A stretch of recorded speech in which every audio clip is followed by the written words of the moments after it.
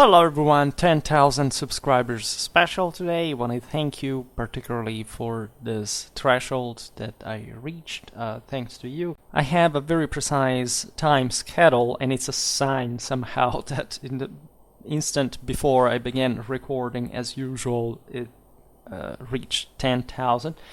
It's not just a number, of course, because it's you, right? It's all the people who decided to have faith in what I'm doing, that are curious about my work, that think that whatever, let's say, Schwerpunkt is, it is worth being followed. So I thank you enormously for this. I used to make some channel updates, usually on the 1000, right, back in the day. Then from a couple of years I abandoned that. Not because I lacked gratitude. I often thank you for all the support in whichever other channel update video for it. But there was a time that I will partly explain now, and some of you are aware of, in which I began to do things differently because things were a bit complicated, not for the channel, but for things I was handling still in a successful way in general in my life, and there was a time of reconstruction of the same Schwerpunkt, right? And I decided to dedicate this 10,000 subscribers thanks to the history of Schwerpunkt, a brief history of the last 5 years, right? It's almost 5 years I began to do this so regularly, practically every day.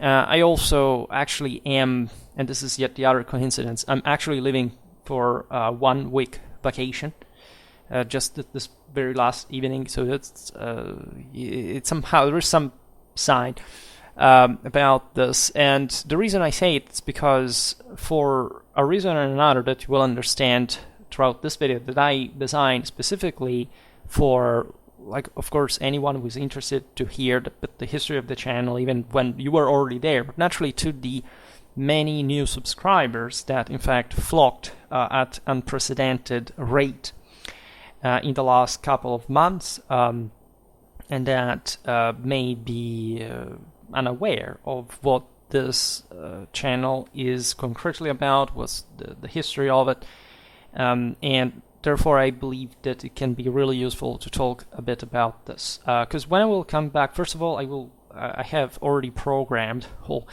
a series of re-uploads, so that especially the newcomers will not have stuff to watch, but also some of these videos are relatively old, so somebody may want to watch them or they didn't watch it at the time, plus some extra that I inserted from my past one of my past vacations.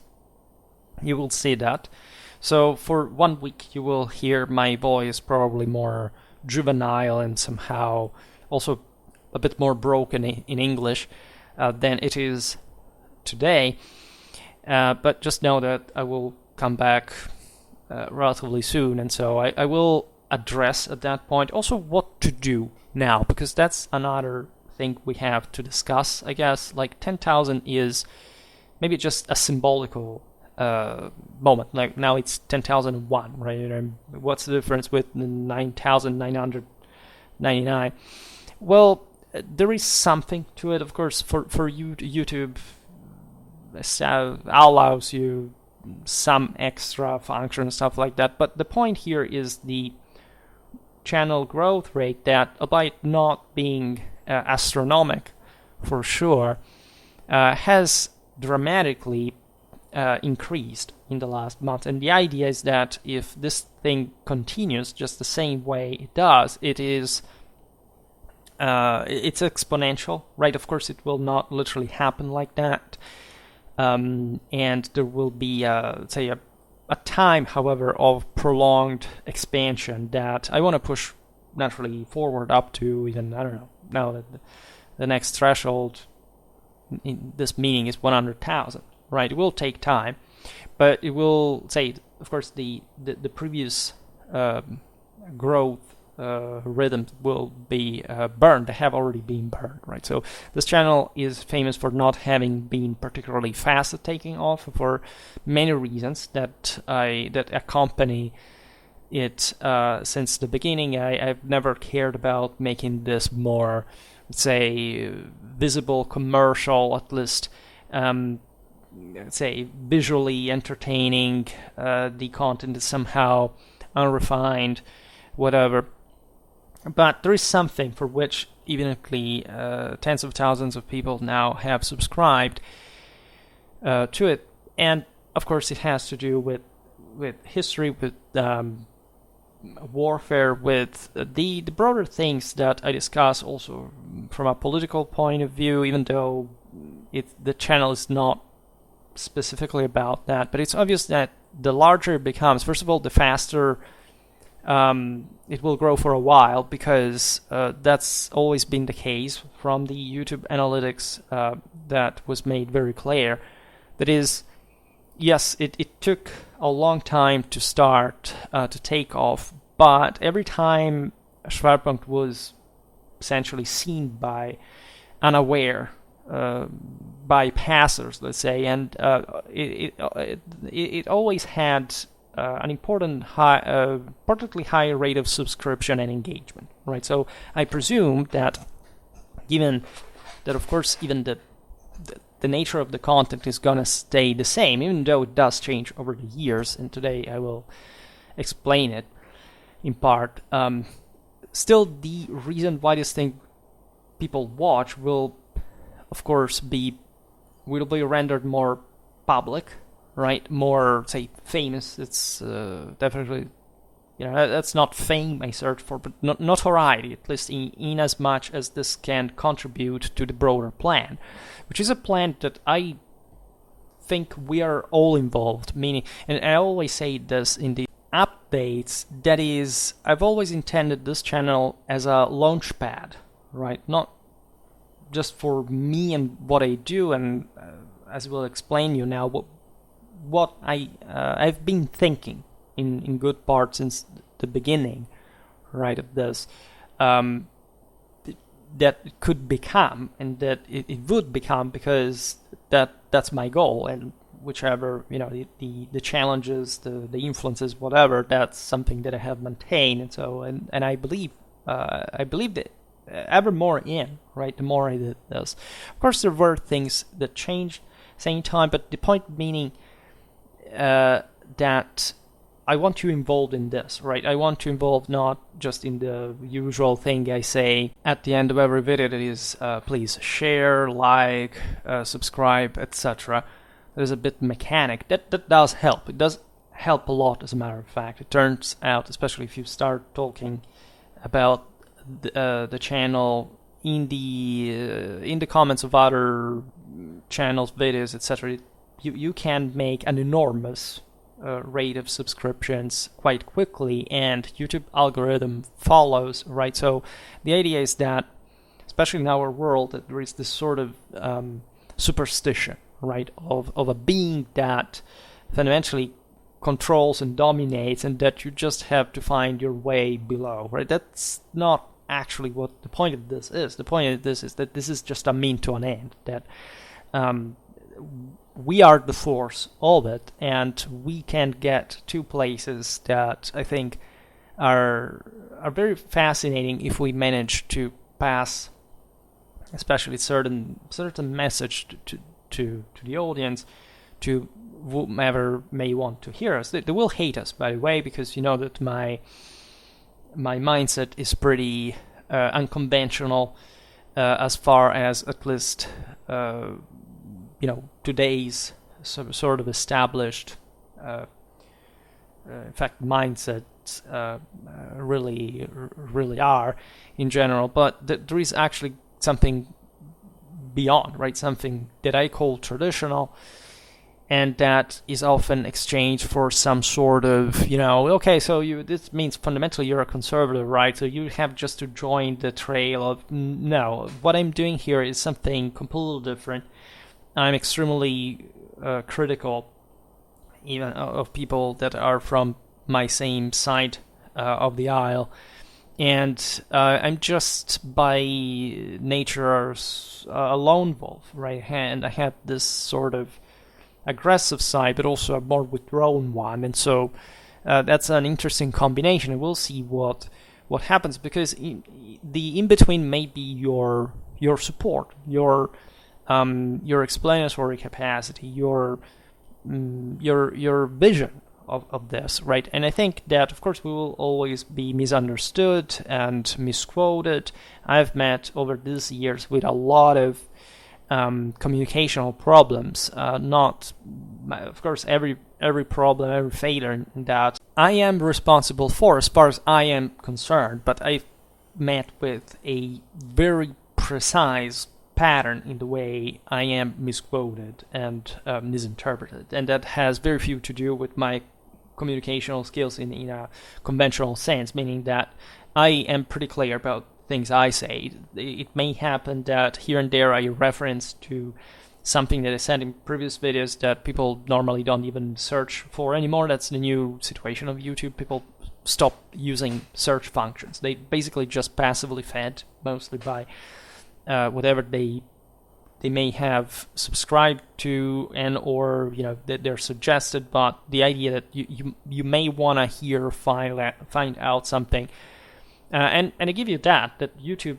definitely doesn't have great content. I'm deeply convinced of this, especially in the last couple of months. I have had access properly to a more comprehensive idea of essentially the entirety of historical content that is published on YouTube, and I was shocked and appalled by that, because I always, by not knowing, right, I not having known before, I believed that if I wasn't one among the many good content creators that definitely expected to be dramatically few, at least I was one of this, relevant group, right? And that more or less it would be somebody out there making the same kind of content than I do.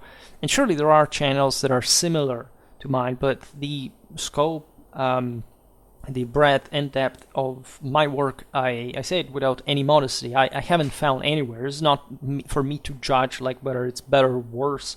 This is YouTube, right? So it's obvious that content gets bent to at least to some degree, to what mostly people do on here, that is making money with it, or hoping at least to make money with it.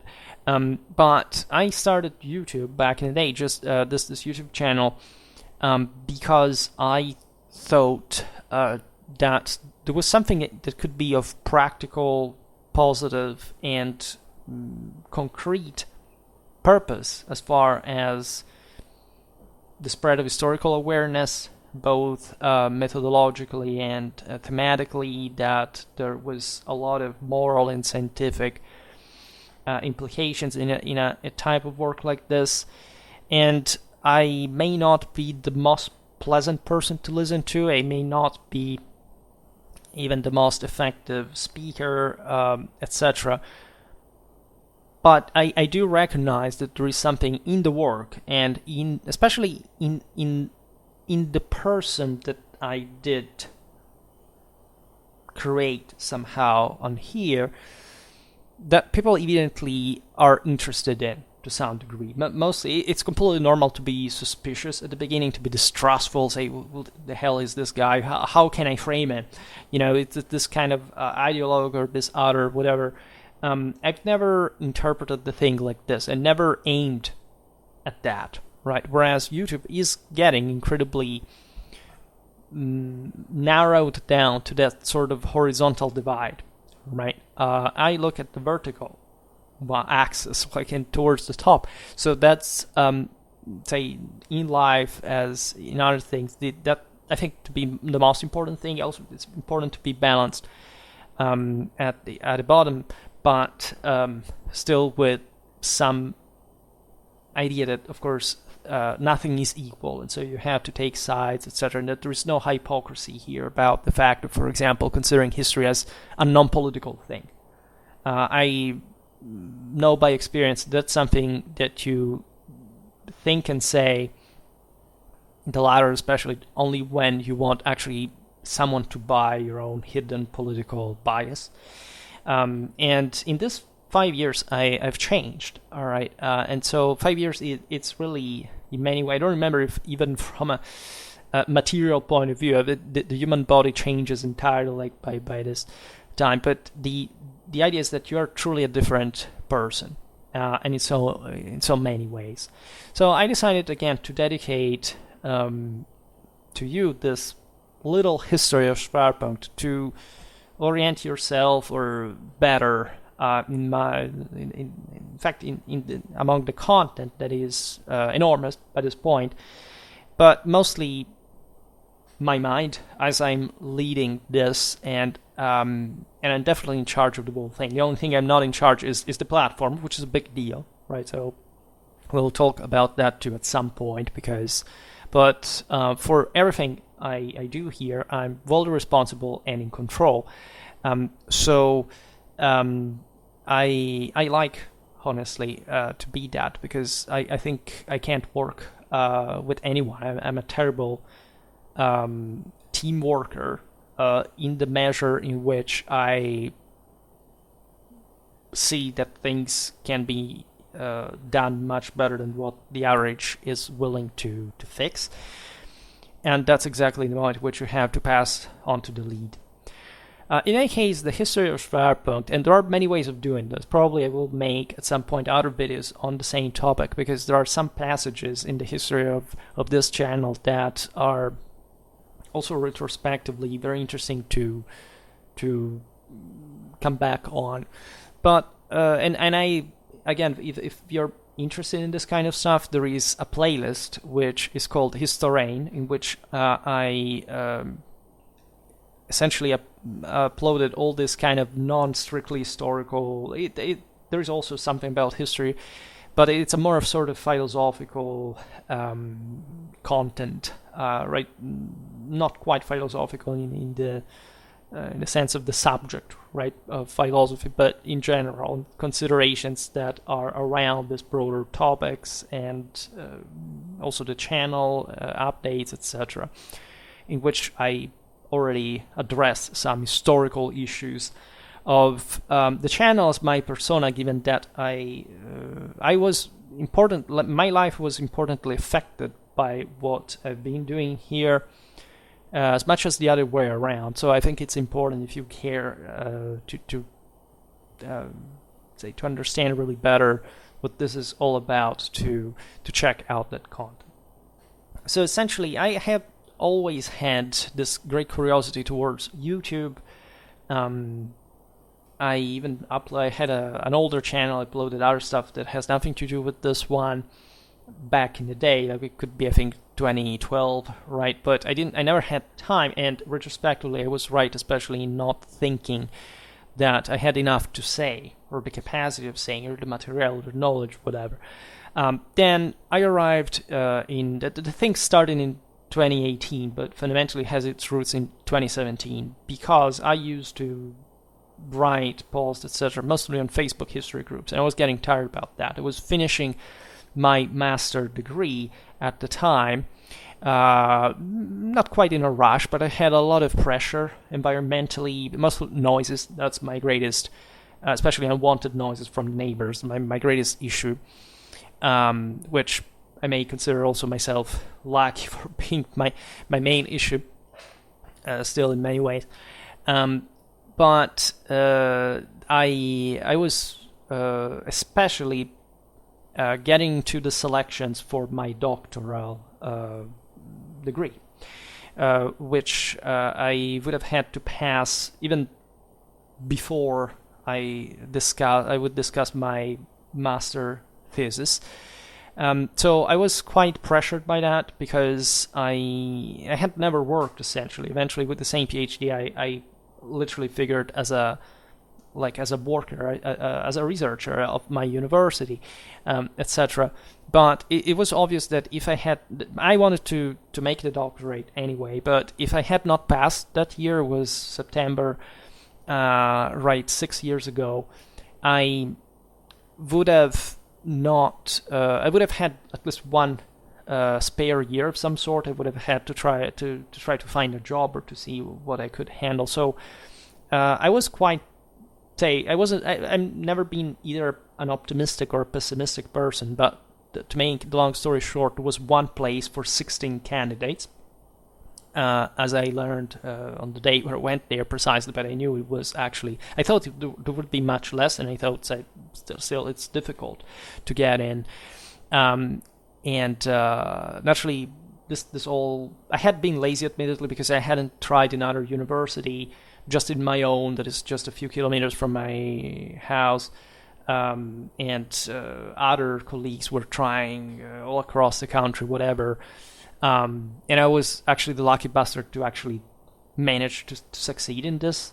And I earned that. I'm not modest in this. I was objectively the best, at least in the performance, right? It was required for the selection. I think there were better historians than I am, but even that may be biased in some way. I don't know, honestly. I don't know how to answer that concretely. But before that, right, I thought, I must start something. I must launch either.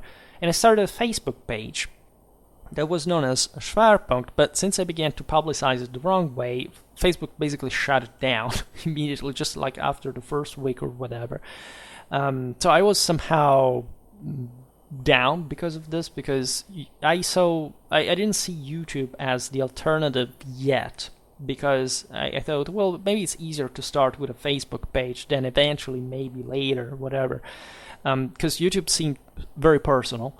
As you know, I'm relatively reserved about my private life, but I was concerned about putting all this material online, my voice, whatever, and I didn't know how YouTube really was, but I was curious about that anyway. So that even after I passed successfully and was very happy and proud and all the stuff, this curiosity won me over. And in January 2018, I think I uploaded my first video, and the plan was to upload just once a week. I mean, it had to be something that wouldn't weigh on the rest of my work. And there were also small videos. It was just trying, right? My curiosity must revolve around how fast does this grow, as a matter of fact. I mean, how quick can you grow on YouTube? I knew I had arrived somehow late, because the golden age of YouTube was somehow just behind, and I was thinking, well, probably I will not do much on here, or say I don't plan to upload so much stuff, to applicate myself much into it. But at the beginning of a doctorate of 3 years, when I still thought to have enough time, it would have turned to be 4 years because of COVID, like nationwide. I think, like in all the other countries, they extended us not even an entire year, but something that would end up like between a thing and another, the discussion of the thesis, etc., to be 4 years, right? I finished 2 years ago, in fact, in July 2021. It seemed like a good pastime of sort, right? And at the beginning, I wouldn't think much of it. I was having a regular life, like compared to before. I had some issues, again, environmentally. At the time, I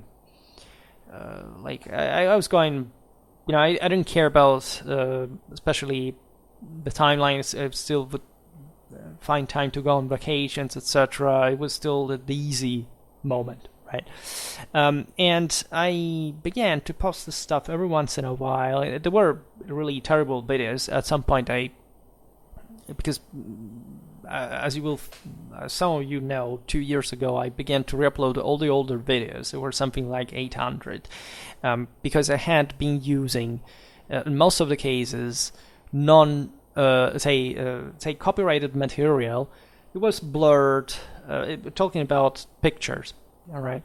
I was also using, actually, part of the same pictures I use today, but properly crediting them, especially with the Wikimedia Commons credits that you see at the end of every video now, at least if there is anything copyrighted to do. And and those videos are the oldest ones, are so bad, both for the way I spoke and just the way I analyzed things, at least compared to my standards now, that, again, I'm even ashamed to re-upload videos of 2 years ago now to fill the void while I am on vacations for you, right? So I don't know, they're all public, by the way, at least you can all listen to them. Some are still blurred, but the audio's always been out there. But I began to realize that people started watching was just a ridiculous amount of traffic, like, I don't know, 120 views every 48 hours, etc. Then, after my summer vacations, I said, you know what, this thing has some potential, right? And I began to post practically every day. And that's when I realized, because I was very conservative about the type of content I could spill at the time. I thought that as a medievalist I could start with this basic medieval, say, manual history videos that were actually good. I mean, some of the topics I would also like to come back on, because they are, especially some manuals I used, were very peculiar. They don't write something like that anymore, even though they're very well, they're very updated, and somehow it's also written by some of the greatest medievalists of the time. So, as you know, I am somehow sensitive to the historiographical change of scholarship, the mindset, culture, etc. In any case, I was particularly jealous about my military historical knowledge, because from years I had been part of a community that had taught us a lot. It was a Facebook group, it was a professor that we all loved, and that was really, I think, one of the greatest, if not, some said the greatest. And I don't want to subscribe to that, but I also don't want to talk ill of him, but I'm not even revealing who he was, because he was mostly unknown to the large audience. But some say he was the greatest contemporary military historian at the time, and he taught us, at least for those who wanted to listen, and I think that I was perhaps even acting a bit behind the scenes, his best pupil. I even met the guy, because it happened we were just neighbors, but in a completely random way, right, within my country. We went to a museum with other members of the group, etc. But it's not that we knew each other, etc. But this person had a very profound effect on me. The reason why I have the von Clausewitz avatar and the Schwerpunkt thing, etc., is because of him, fundamentally. I mean, the fact that I'm not a follower.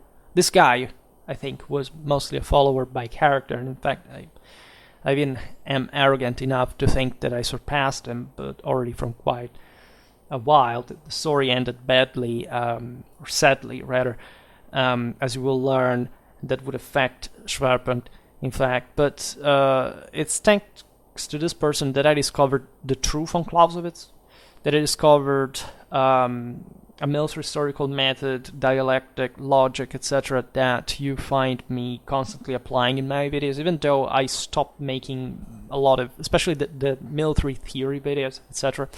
So, since on Schwerpunkt I was talking medieval history, but and not yet the, say, military history as such, I decided that, of course, if I wanted to increase my views, I should have began to talk about military history as well. But I was jealous, right, because I didn't have yet an idea of how much I would be able to draw information from the most infinite amount of sources. Those were the years in which I had already began to accumulate a monstrous amount of books.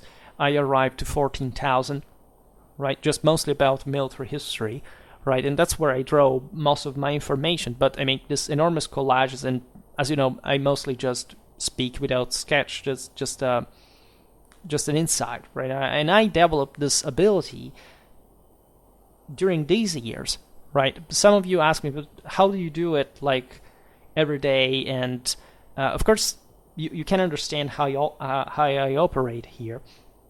There is not great refinement, etc. But admittedly, most of the things I say, just remember, I just formulate without the need of even of a sketch, right? So because I got habituated to do so over the years, and so from truly the late 2018, I began to do what you see me doing right now, which is an awfully long time, but all in all. And you say, well, 10,000 subscribers in almost 5 years. Well, yeah, it's a few.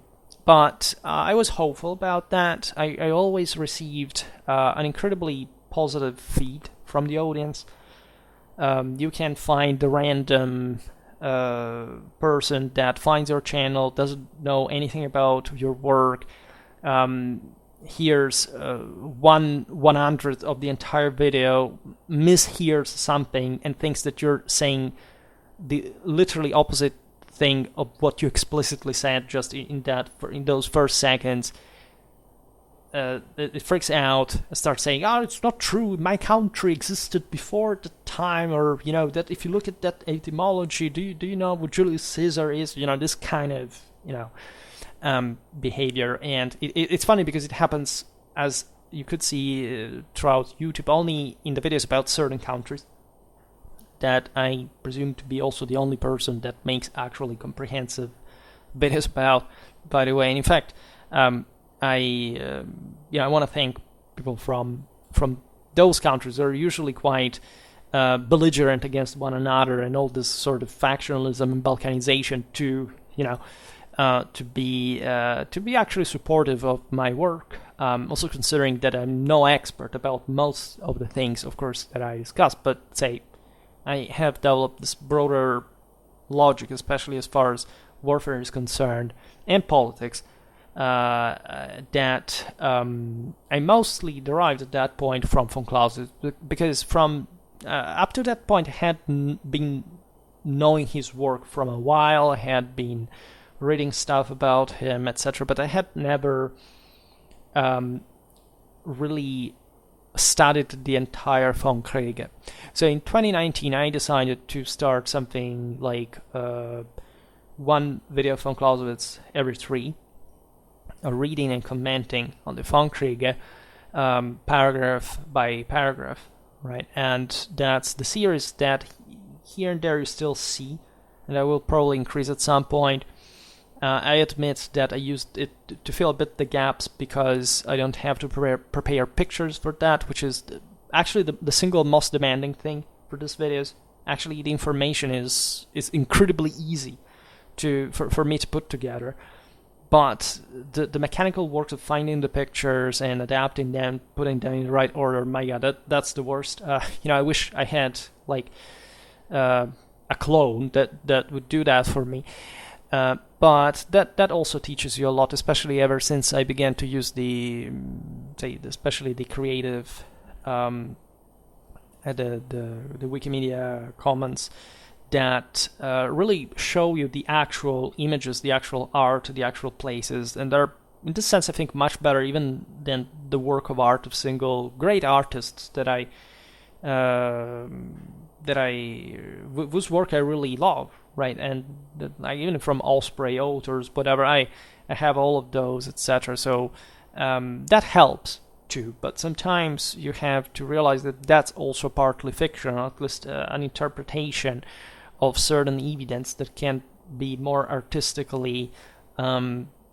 less artistically put together, but still may be misleading to some degree. I mean, there are some things that you discover by finding these pictures just about the historical background of the times and places that really you can't have through any of this, especially this sort of spectacularization. I'm not talking Osprey in general, but that's something you see on YouTube, right? YouTube has become all about memes. YouTube channels are desperate to attract views on the basis of the historical misconceptions that people have. Right, 3/4 of the history videos uploaded are based on memes, flags, maps. They don't have anything in-depth, comprehensive in terms of political, military, or social criticism. It's just what the masses want to be reinforced in their fundamental ignorance of, and nothing else behind that. My work is essentially the diametrically opposite one, and that's also why, as you know, I'm pretty harsh, right? But I think with my rhetoric, etc. But it's I think I'm also fair about that. I'm not. I think one plus of Schwerpunkt is definitely that I'm not going to feed you lies about what you want to hear, or like to me, historical objectivity is the first most important thing I'm doing here. Right? It's a continuous struggle every day to say how way more objective can I be, and that comes together with knowing ever more history and being able to analyze it, criticize it, etc. Right? So sometimes making comprehensive analysis is difficult. So I understand why those other YouTubers just use that kind of approach, because if it has to pay their checks, like that's okay in a way, but at the end of the day, it does make people dumber, and this is a sin. It's something you do not just on the skins of others, because I don't find essentially anything wrong in exploitation as such. When it's legal, well, and even beyond that, it's not just because of law that I have this idea. But when you realize that what you're doing is flawed to the point that you could easily change it, but you don't, because you just think that temporarily you're going to benefit more from this, well, that's pretty messed up, right? Everything we say is wrong to some degree, because we're intrinsically fallen and imperfect, right? So, but one thing is how much you want, for example, just to habituate people to learn, and how insightful you hope them to become after they listen to you. There is also a sort of, once I have, for example, explained you some things, if you haven't never learned them, that the next step is you will move on. It will inspire you to do something else. There are people reaching out, telling me that that's the case. It's a bit like me. I don't watch YouTube personalities. The things I like the most are, I don't know, political commentaries, very, very few people, and detective interrogations, this kind of stuff, and there is, of course, all kind of stuff you could be watching on YouTube. But let's say after I listened to a few figures, especially about the history YouTube in general, I learned a couple of things, and then I felt like they weren't giving me more. Right? It's the same reason why I started YouTube in the end, because Facebook history groups were terrible. Right? I arrived at the point that I was saying something that the others wouldn't even understand. Not because I'm particularly more intelligent than the average, but because I don't know, there was something wrong with them in the first place. There is jealousy. Facebook is also that sort of egoistically based and exhibitionistically based. So I think YouTube, paradoxically, is a much more, in spite of all the crazy stuff you find on here too, it's actually one of the few places when you can still say what you want. To some extent, that's true. I wouldn't be surprised if, becoming more notorious, some of my videos would be demonetized, for example, for some things I say. But by following me, that doesn't matter how controversial I am, I always have an explanation that makes sense. So I can't be harsh again, but that can be the measure of why they may not silence you, but penalize you. But I definitely don't fear. At least there are much more serious things going on all around that at the end of the day, a platform like YouTube senses like it's still can still be an opportunity to debate for. And I say this perfectly knowing that YouTube is somehow leftistic in some aspects of its management, its policies, etc. But it's still the potential of what you say. And the way you say it still is much greater than that. So I see the trade there, and I think it's fair. So in 2019, I would like also to, here I have the stats to go by the history of it, because the channel kept growing in a fairly consistent way. 2019 was still like meh, like I made maybe a few hundreds views a day. Right then, the 2019 was somehow an interesting year. It was the calm before the storm. I got a girlfriend. I traveled already at that point. There was lots of interesting things going on. I felt relatively relieved by what was going on in my life. I had, by the way, after the first year doctorate, I more or less when Schwerpunkt kicked in on a consistent basis, or at least until then, I had not really clear how to fix everything. I was doing my research. Then I was lucky. I found something that put the afterburner to it, and I felt more confident. And Schwerpunkt also reflected that, because in the meanwhile I had began to talk history in a way that I had never thought before. I mean, making these videos, I realized that my mind began to realize things that you may read on a manual, but until you explain, you really didn't even notice and picture in the importance of. So I began to build this massive system, introducing military history, which was appreciated, in-depth analysis. I developed further there my tactical insight, because that's what I specialize in mostly within the art of war. That's why that's what I write articles on, etc. So everything was helpful in this regard. The offer was still somehow in 2019 moderate. There wasn't, again, it was just this basic medieval history videos and this military history ones, mostly based on, again, army organization. That's the thing that I still do, army organization, tactics. Then I began to add other stuff like more conceptual in nature, etc. So I began to expand, and I began to realize how much I could literally say. I mean, by this point I realized I would never exhaust the material that I could talk to you about. I know that I have info for life. Maybe YouTube, of course, will not be around that's long, but there is no risk. All my content is saved, so I can't re-upload it to another platform at some point. I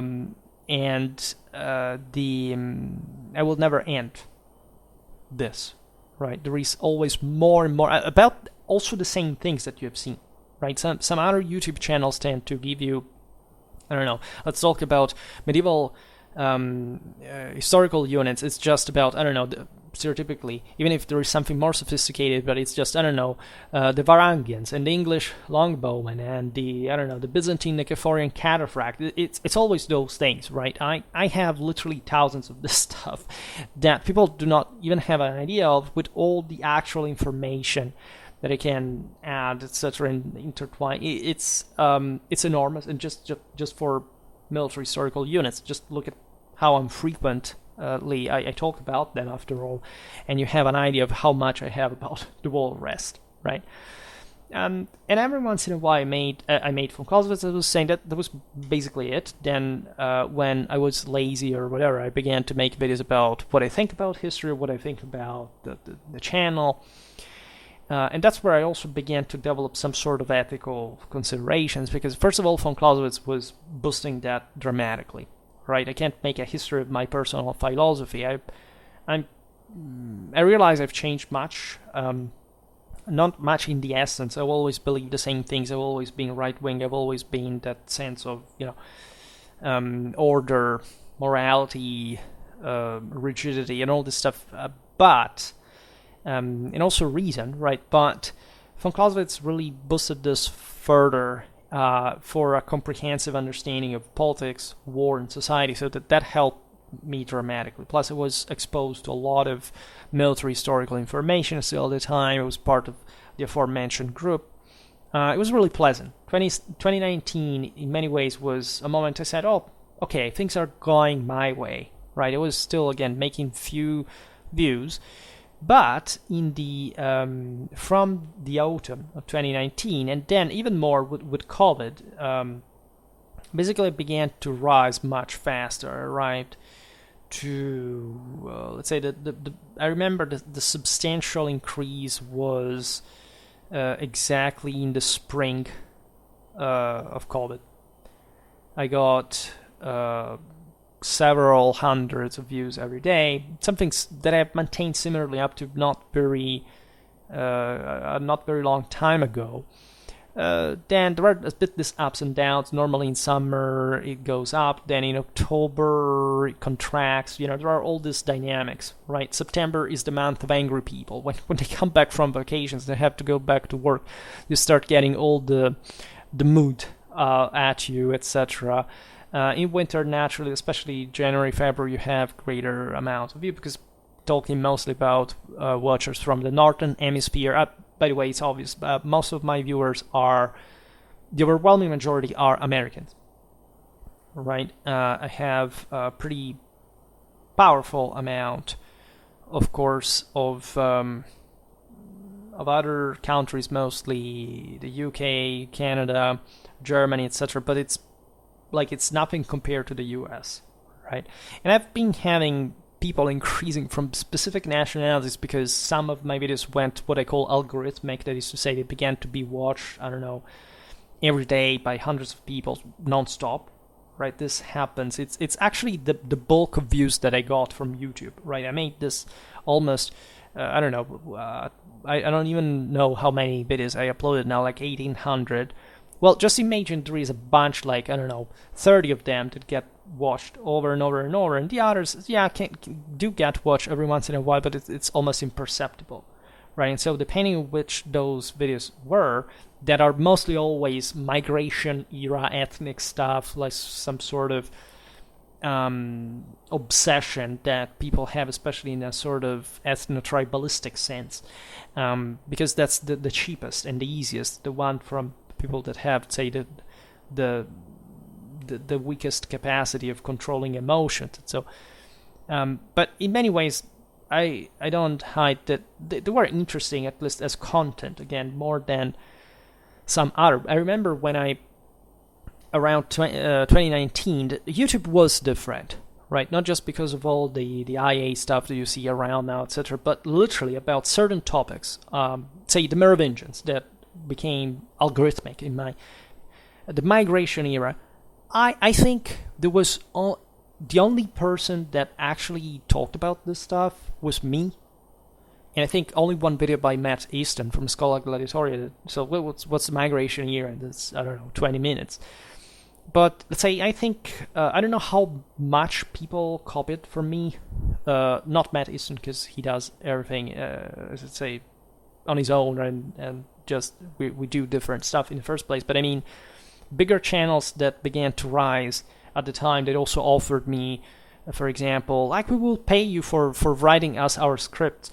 No thanks, I don't write scripts for anyone. I make my own stuff. I can't work like that. I'm not that kind of person, and that's not how the thing goes.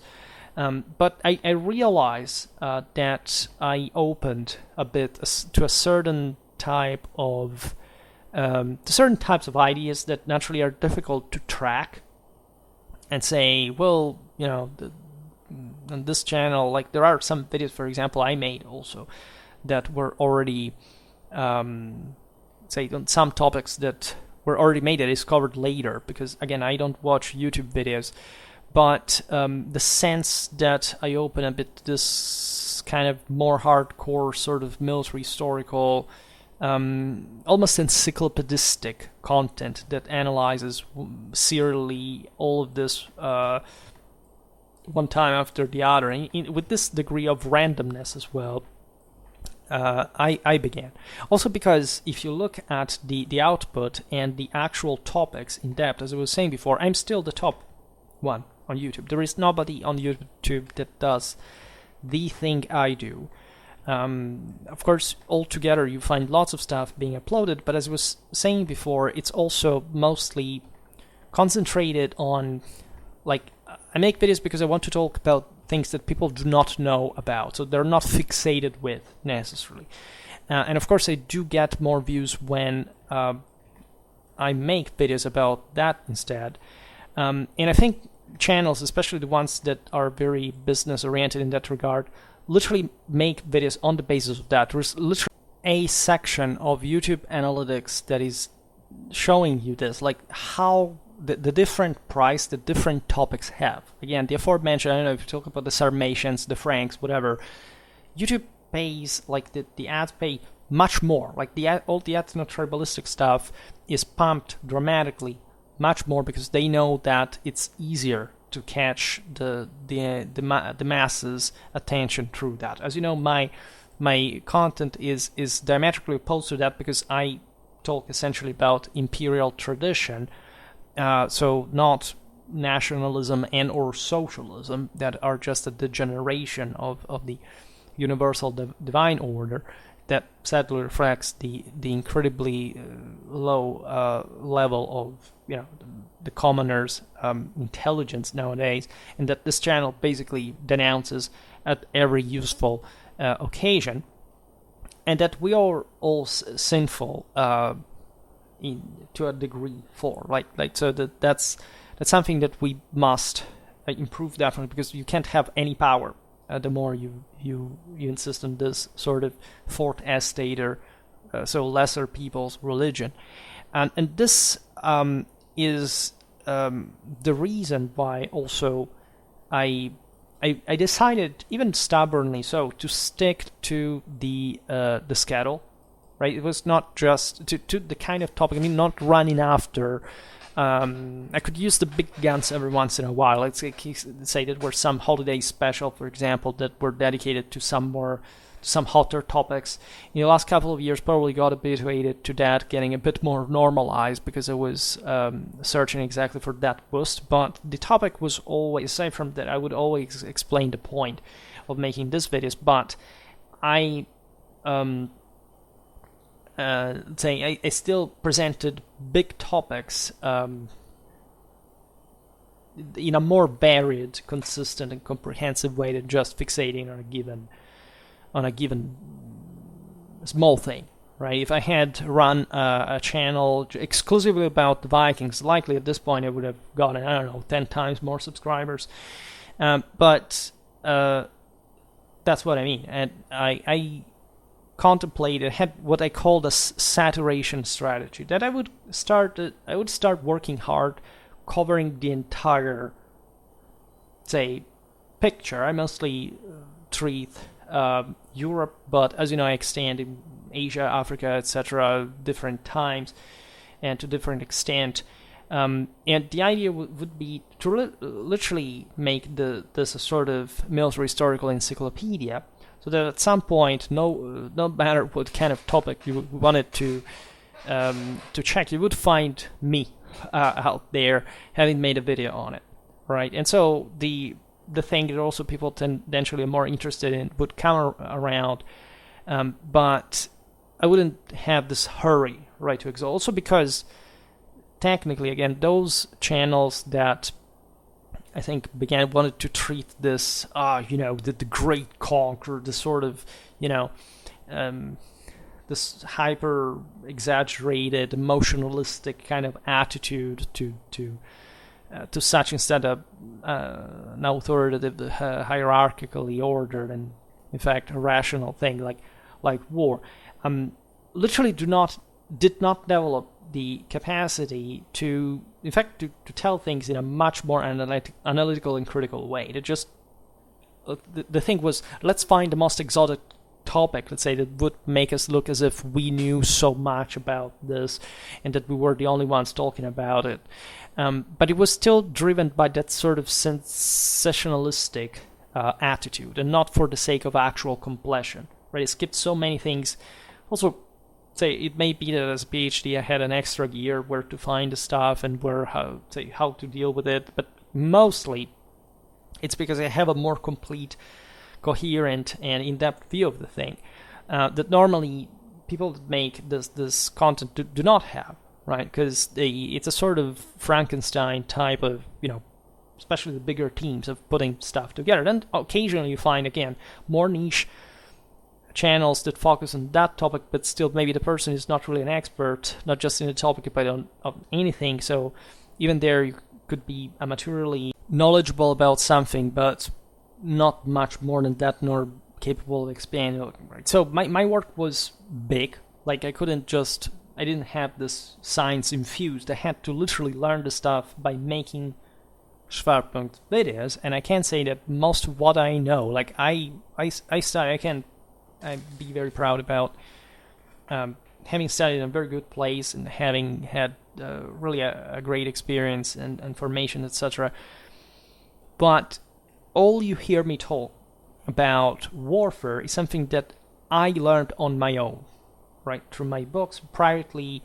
I wrote thesis throughout all my university path about military history, but that was essentially the only thing that I could bring, say, as a customized topic, let's say, in my curriculum. And in the meanwhile, would be learning all this stuff. And with Schwerpunkt, as you understand, I also dramatically widened my horizons. And this thing, in fact, of making this cyclical choice of topics that, as you know, it's sort of like the Maya calendar. It's a set of cycles inside of others. It's terrifying, but it really spread evenly and effectively. It was adjusted over the years. The type of quantity and quality of history that I would have to learn about. All right, so with COVID, I surely got more people, and that was a strange time in my life because I basically began to be more alienated. Just by character, I'm I'm a lone wolf, I said before, and I like that. The strange thing to me is that I'm not like, I don't know, a sociopath, or that I'm not sociable or whatever. I actually go well with others. It's just I don't see much of an interest aside from relationships, and so that involves only one person, and that's it, right? I don't see the purpose of wasting time for other people if there is nothing, and especially these people do not bring anything on the table. Like, it's not even an opportunistic thing. I know just that most people do not care about what I do, and I'm the better one to make it by myself, and I always excelled exactly in the time in which I did things I wanted to do my way, right? As opposed to any kind of insight from any other person, right? So my scientific history is exclusively about this. Every time I tended to say, well, maybe I should listen to this advice, it was always, it's not that the advice was bad, but it was always worse than what I had in mind that I could do, and when doing, actually, I would be able to succeed in dramatically. So I picked the pandemic as a sort of an excuse to bury myself at home, which it's not very different from how I lived before in a way, but that's where the period that I've been come to call now as the long night, lasting 3 years, really happened. You think I got crazy?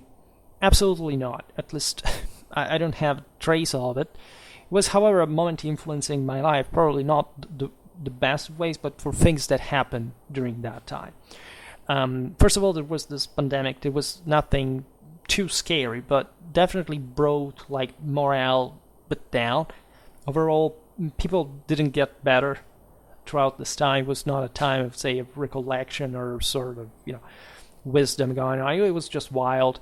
Also regarding the debates from both sides, there was no sense, in my opinion, not much sense around. And the reason why I call it the longest night again is that I began to live at night, right? It began like there were people making noise in the apartment, say the neighbors, and therefore I began to go to sleep ever later to avoid even hearing them, say in earlier times. So I began to go to sleep at 4 or 5 in the morning.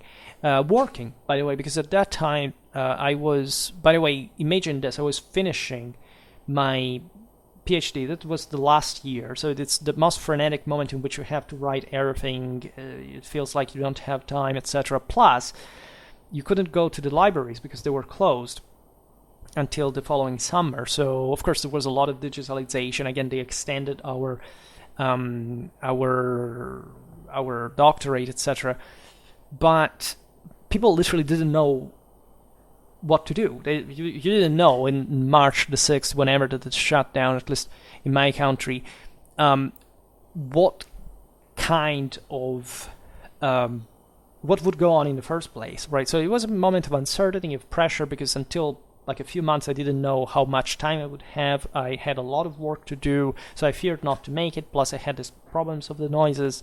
I was a bit freaking out. During the summer of 2020 I had all this pressure. I wanted to be isolated, and I just was living at night. That's probably when I began this habit of going to sleep at 4, 5, 6 in the morning, waking up for lunch, and then going back to sleep until late afternoon. And especially in autumn and winter, this means that I would never see the sunlight, right? And it was beautiful, honestly, because that's something that in my deepest dreams I had always dreamt of. I have my greatest dream, at least something that fascinates me the most, it would be to stop time, like to have the presumption that I'm saying, it's not that I want to do anything in particular. I want just to stop time and say, reading all the books I have, like even for 20 years, right? Not aging, not changing anything, but just experiencing this intellectual monasticism.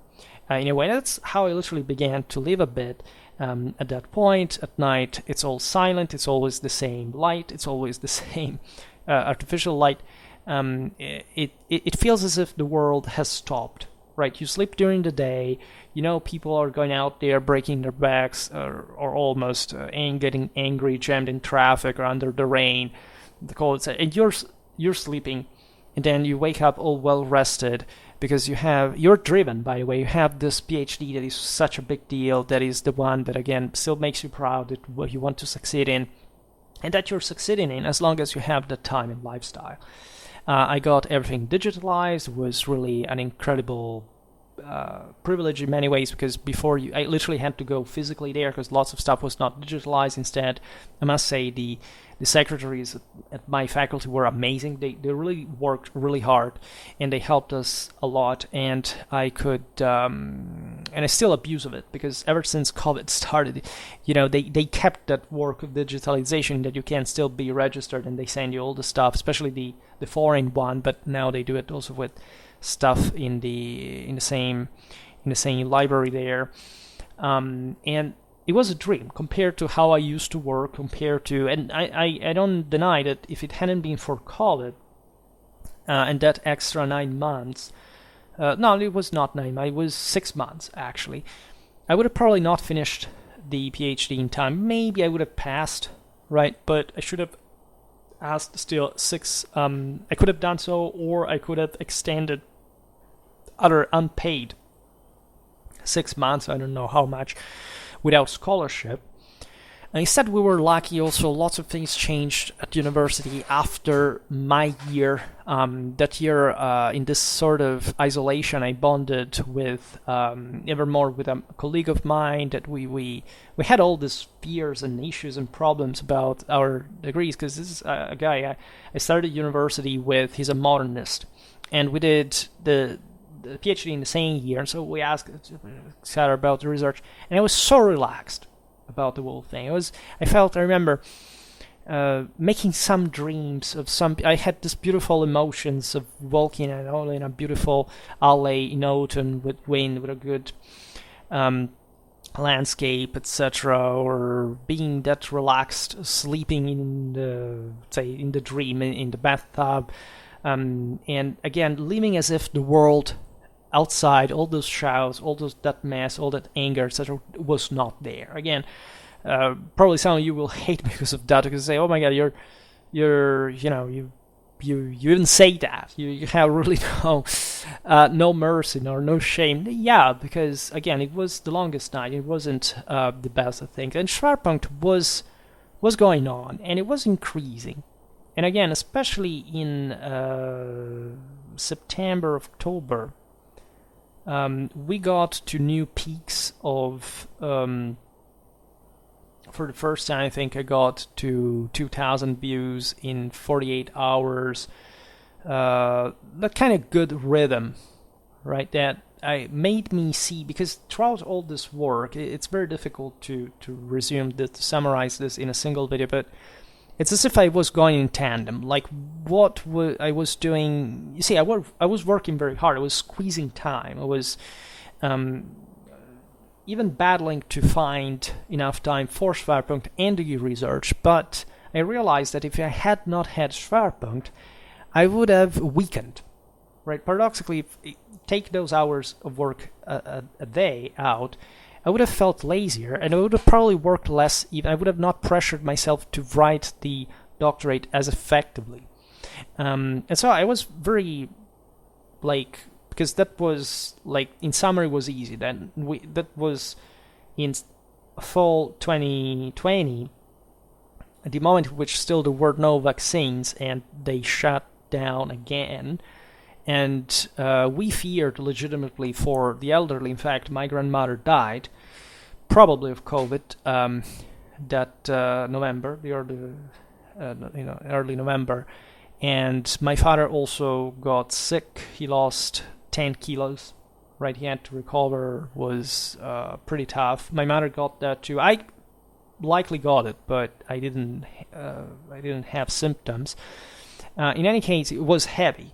Right, that was a moment in which I took into account the fact that I could lose my parents. I actually lost a grandparent, the last one, by the way. I also made a video to remember her and my grandparents in general.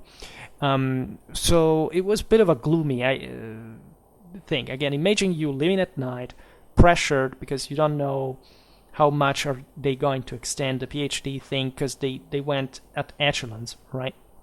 I just had my old group. I lived at night. I worked so much and in this greater darkness, the longest night, that at least preserved me from the rest of the world and made me experience things that, again, I think were important. Like when you think about monasticism, there is something to it. Probably looks pretty much like that. And as you know, I'm very, like, the withdrawn part of my nature is also very spiritual and in tune with that sense of inner reflection. I've always been about this. One of the reasons also why I started this channel is that I used to talk a lot with myself. I used to solve problems like that, to fix to see things, mostly having a vision, plans, whatever, something that I have going on since high school. I remember that I planned examinations, tests, etc., as if I was preparing an army that had to go to war, right, and fight this campaign and emerging victoriously, and I could sense whether they were ready or not, or something like that. And naturally, at that point, I think 2020 was the peak of my Clausewitzian love. I had there's a video, I don't know if you can watch it still, but it's when I went abroad. I brought a picture of von Clausewitz on the plane. I made a video when I was taking off with von Clausewitz. That was funny. But mostly I was deeply fascinated with the Funkkrieger, because I began to realize what the whole deal was just with this preparation I had, and it made me reflect on how complex warfare is, but how central moral forces are, and how there is always a sense of like, if you have an intuition, unless you don't meet disasters immediately with problems that makes you see the bigger picture, just follow it, right? Don't stop and restart. When life is always that conflictual, it's always about a fight, it's always about not knowing, right? So you can use von Clausewitz as that guy who always tells you to believe in yourself, because what is you're not necessarily going to win all the time, or not necessarily even the majority of. But if you know that you spent all yourself in that direction because you knew you thought it was right, and after all you did go through the thing and had a result, that thing is extremely precious. You have been toughened up, you have learned things, you have just achieved something in the first place, and that will be useful for afterwards. And still, as crazy as it is, like throwing yourself into the most chaotic situation is exactly the best way to make you stronger and refined. And that year, things were going, in this sense, fairly well. I I gradually realized that we would have had some help. I was already very happy that I had an extension. You see, I would have had to finish the PhD in I think it would have been November. Like October was the last month, and instead they would end up extending us. They gave us 2 months.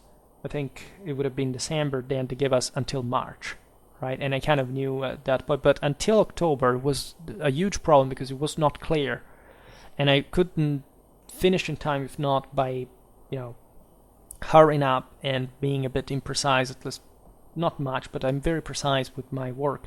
So everything had to be quoted properly, standardized, especially the entire bibliographical stuff is like how to uniform the system of, it's not even searching for the information, it's like having to check every single comma in a work that is 700 pages long and has tens of thousands of quotes. So you understand, that's the reason why, for example, in mid-December, I literally stopped Schwerpunkt for a week because I had to write the bibliography for the thesis. And I said, look, guys, I must make it in time, because yet I didn't know that that they would have extended it until March. In fact, I think I restarted the videos earlier at that point because we were told that we got the extension. I was just being hyper cautious about it. But at that point, the thing that actually changed my life deeply and in an unprecedented way was that I actually fell in love and got heartbroken. This girl and I had literally planned to get married just to make the thing work. She would have moved in with me, etc.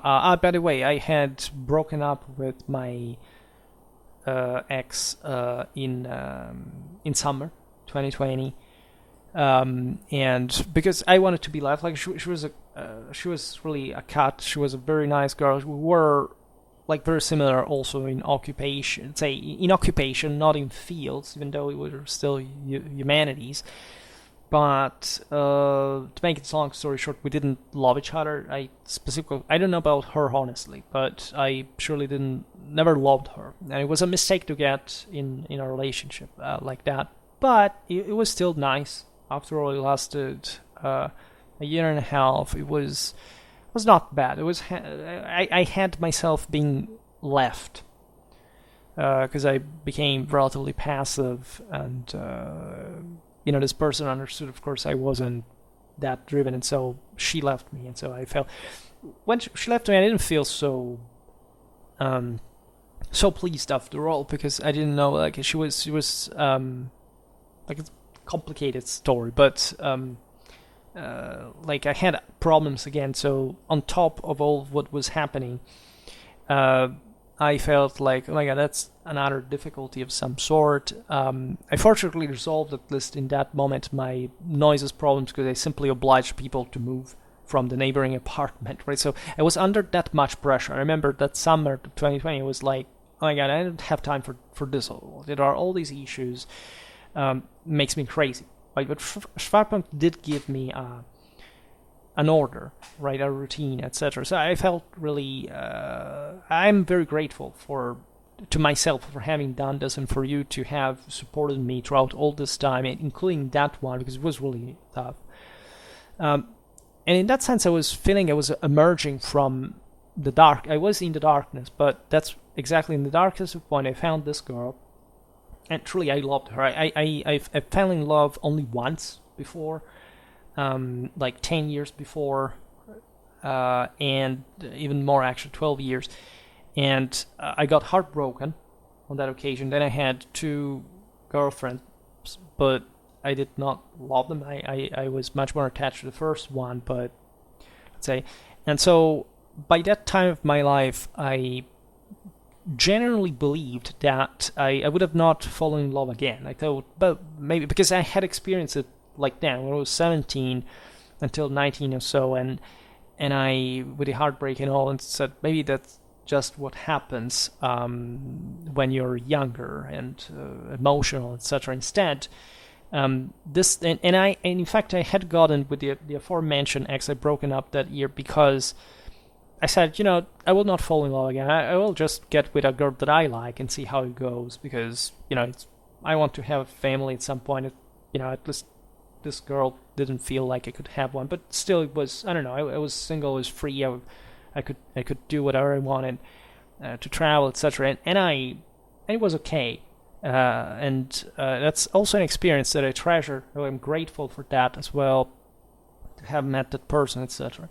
So this girl came in my life in a moment in which I thought, oh my God, I'm in my late 20s. I'm being made, right? If I'll be a doctor, medieval history, I'll eventually start a career, etc. I found her. I love her. It's the most beautiful thing. I see. I'm driven. I see now myself as a family guy, right? As a dad, as a husband, etc. That's gonna. This thing, I make the long story short, was heaven for 2 months. Then this person left me. I went through a very dark, difficult moment. At the time, I didn't because it was all based on the sense that we would make that. So we trusted. It was all about trust. It was all about motivation. I can't say she behaved in a shady way. It's true, she lied to me, but there were mild things. Also, what I did could seem like a mistake, but it were really mild issues, apparently. This girl instead, say, excused herself, didn't actually tell me that she wanted to leave me. She said she was not going through an easy time as well, because this COVID had hit her life at some levels. She had trouble with work. She was worried about her family as well, family's health, and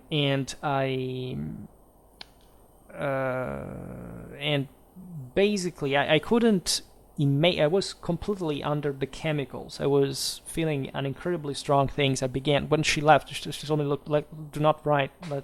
Let's stop for a while." I trusted her. I thought she was coming back, and I began to actually ache physically. Half of the day, in my innards, in my heart, like it's as if a grip. It's like a vice is gripping you, squeezing you. It hurts. It's physical pain. I'd never felt anything like this, not even the first one I had fallen in love. And I got through this monstrous suffering when also eventually I realized unconsciously that she was to leave me. And then she said, look, no, I'm sorry, this was not to be. Okay, it's useless to enter in the details of this all. But throughout all that time, the channel was actually going pretty well. It was starting to be like, it was more than 4,000, like it was rising very fast at that point. And I remember I was in my room, and there was the same picture of von Clausewitz on my shelf that was looking at me. And I was literally in this longest night, like a deranged person, an alienated one with this enormous pain, psychophysical pain, saying, so von Clausewitz, what do you tell me? And I truly was believing in myself, in the fact that I would have managed to pull this off, that I would have still recovered the girl. Instead, it all broke down. Fortunately, I had just finished my doctorate. Like this happened in March, and that was the last month of work. Then I could refine the thesis before the discussions, etc. That happened in July. So that's all another story. But I was heartbroken. This person stayed around for a while. Then she basically stopped answering me, even without telling me that I should have not written her, etc. So I went through like the entire pain that is connected with these things that last something like 1.5 years. I passed a terrible time, right? And things got worse in the following autumn,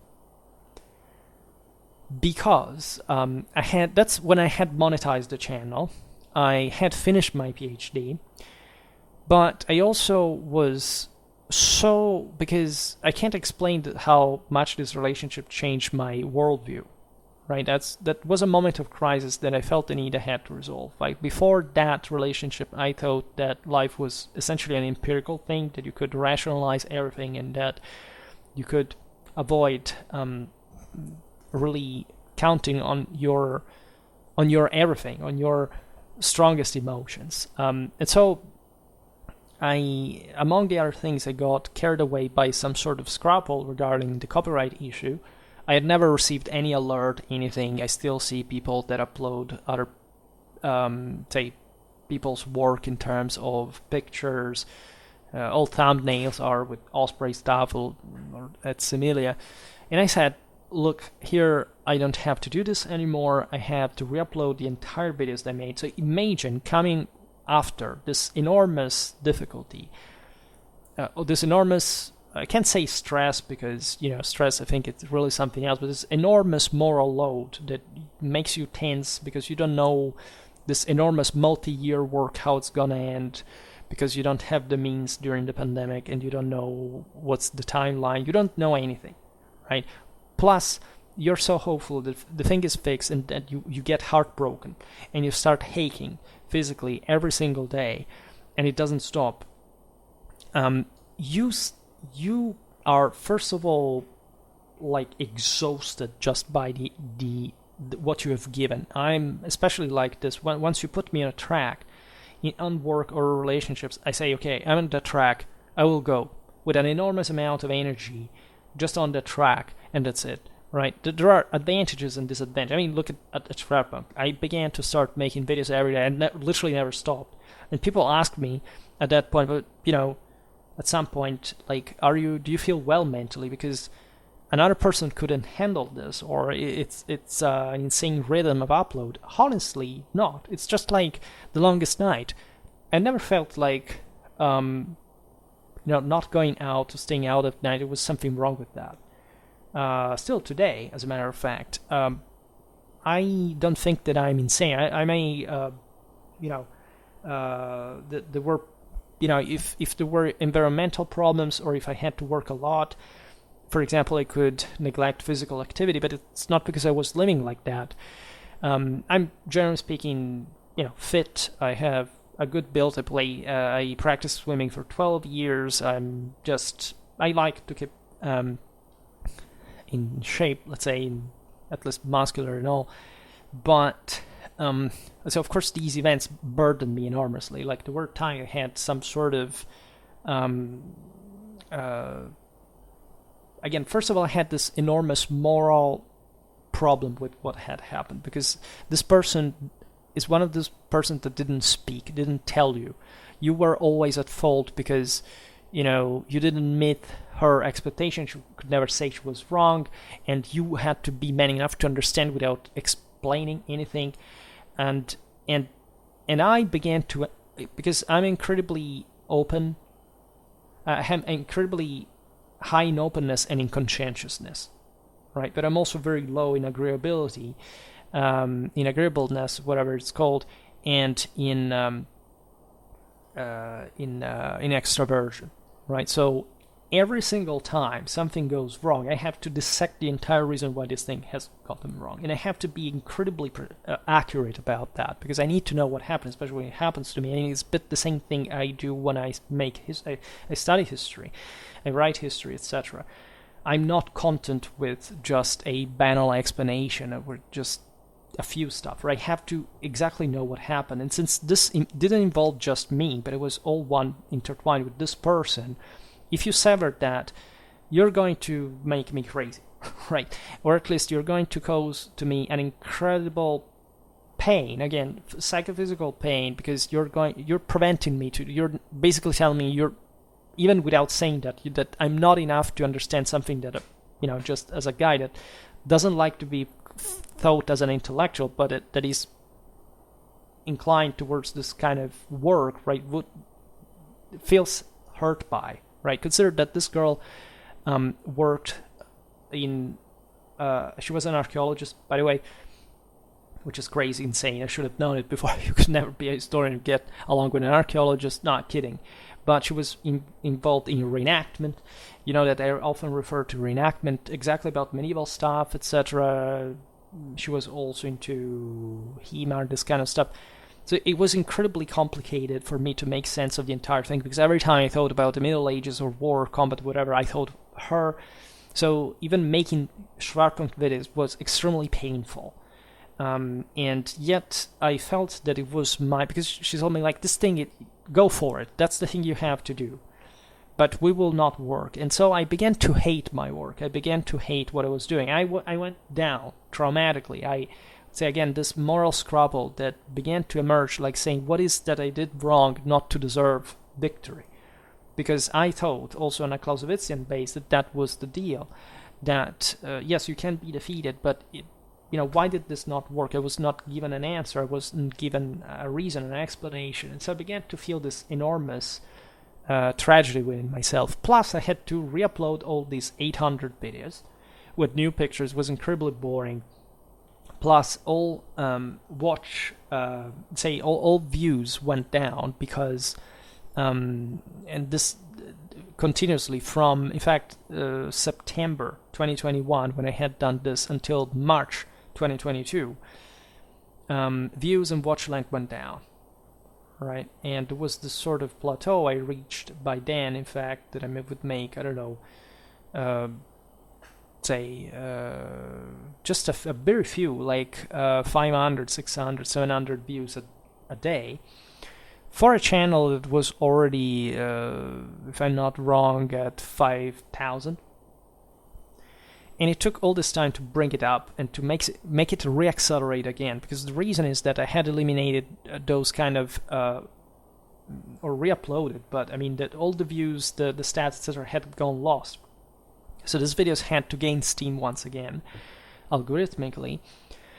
I started from the ones that made more views, because I said it's more likely that if somebody sees the copyrighted stuff will denounce me if I keep those on than the smallest one, and I don't want to lose the entire thing. I began to save all these videos. It was an incredibly crazy moment in which I felt demotivated. Plus, I was motivated by this, and I did it, in fact, but it was also during the longest night that I was keeping on to live, the moment in which I was just to mechanically go on, because I wasn't able to make sense of what had just happened to me overall with that relationship. And the following autumn 2021, was incredibly painful, because I didn't, let's say, I began to fixate about it, like it normally happens when you're heartbroken, you haven't fulfilled your desire, you become paranoid. Right, or at least you began to fixate on things I found myself at night on the bathroom floor with the back against the tub, panting like crazy, because I felt, I don't know whether that was anxiety. I don't think it was a panic attack, whatever, but I felt under an enormous pressure, because I was, that much I understood, I was adrenaline addicted. Basically, when I was in love with this girl, I got addicted to adrenaline of interacting with her, etc. And when I didn't have her, and I got heartbroken, I still had this adrenaline addiction, and I had to do, I had to think of her. I had to watch whether she had uploaded and posted something on her Instagram, etc. Not in the obsessive stalker kind of fashion. I didn't write her.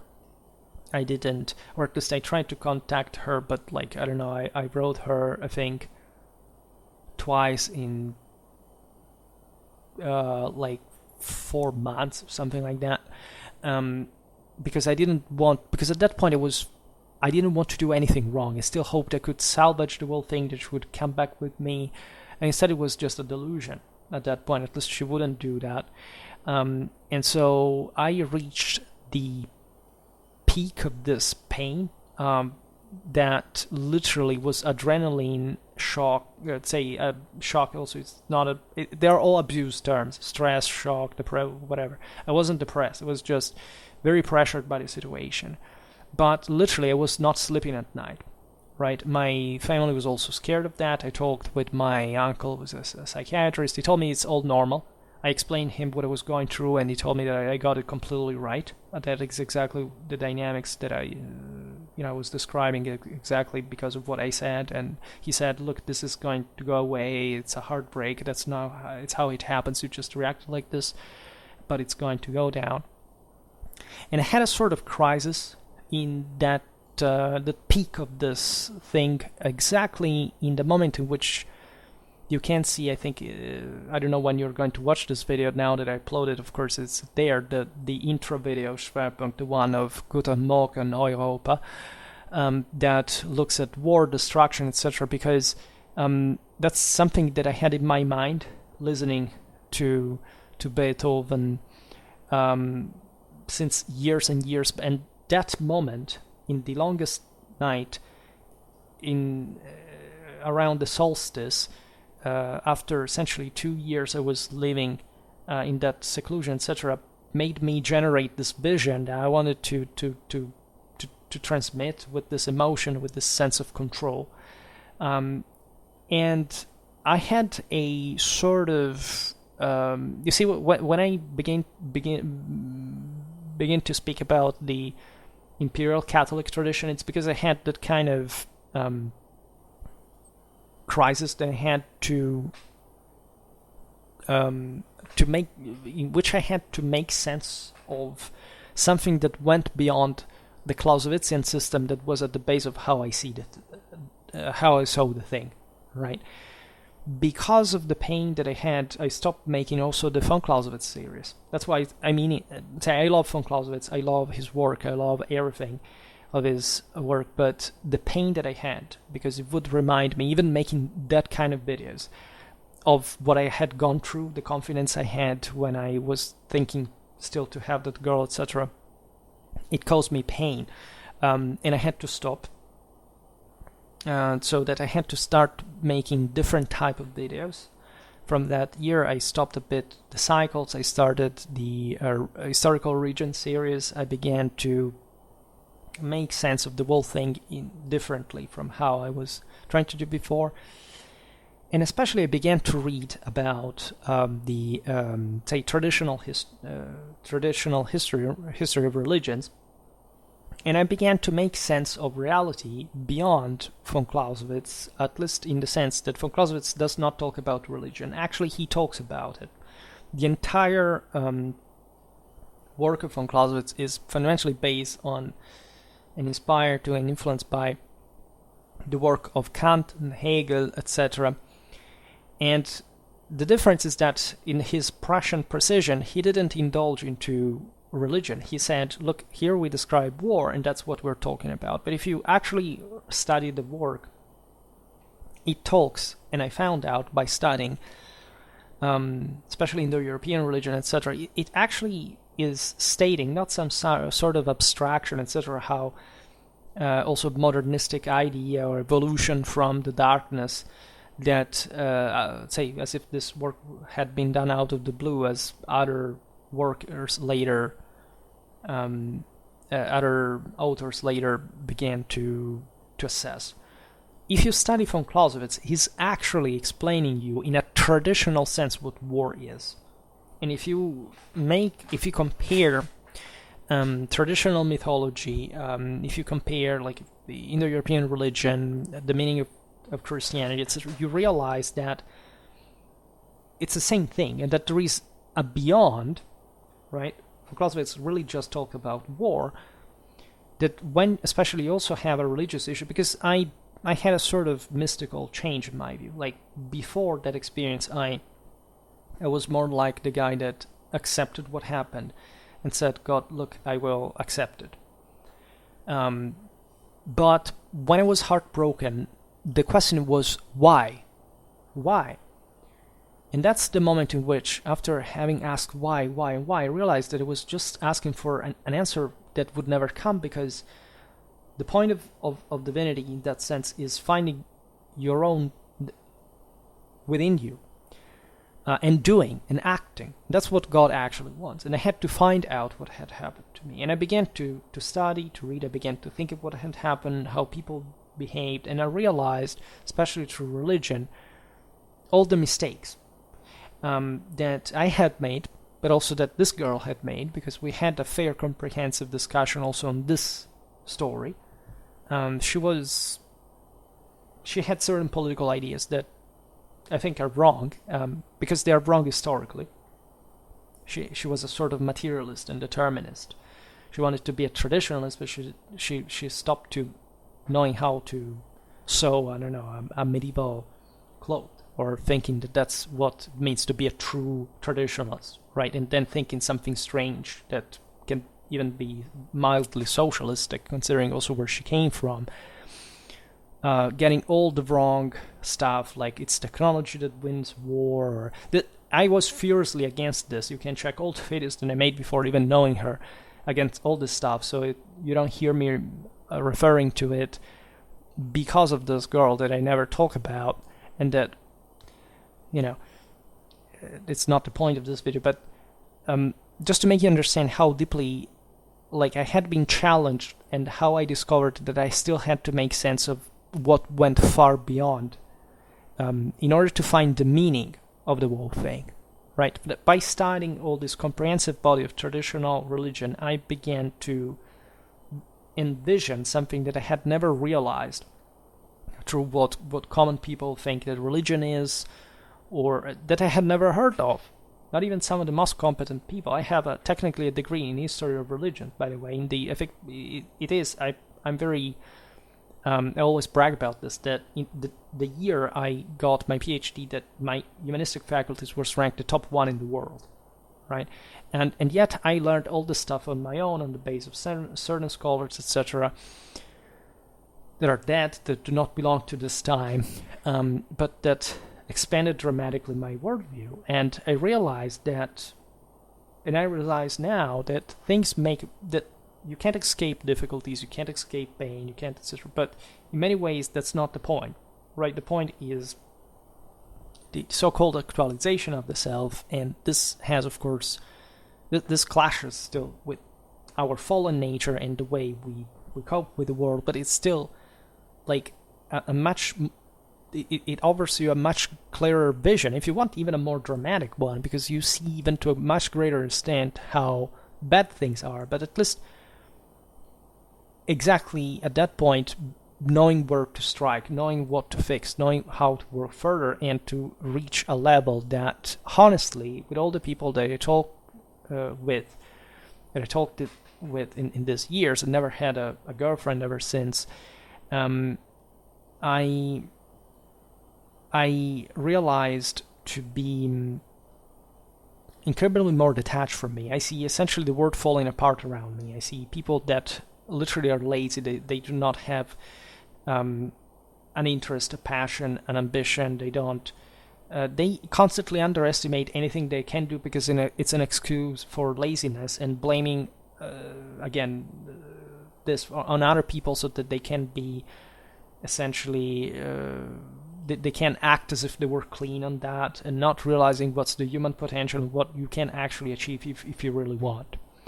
And in all this, I considered this. I was so, in this sense, sort of traumatized by the events and especially this debate on military history, that I began even to hate what I was doing. For an entire year, I couldn't write an article that instead I should have started writing. And I had started writing immediately, but in summer 2021, I collapsed. I said, oh my God, I can't think. I have to make sense of this thing in my mind, because I can't wrap I was suffering again. I had adrenaline. I don't know how to call them, not shocks, but I felt burned. I destroyed myself. I couldn't sleep. I was aching. I was exhausted. In the solstice, the following winter solstice, I felt like, oh my God, I'm going to kill myself.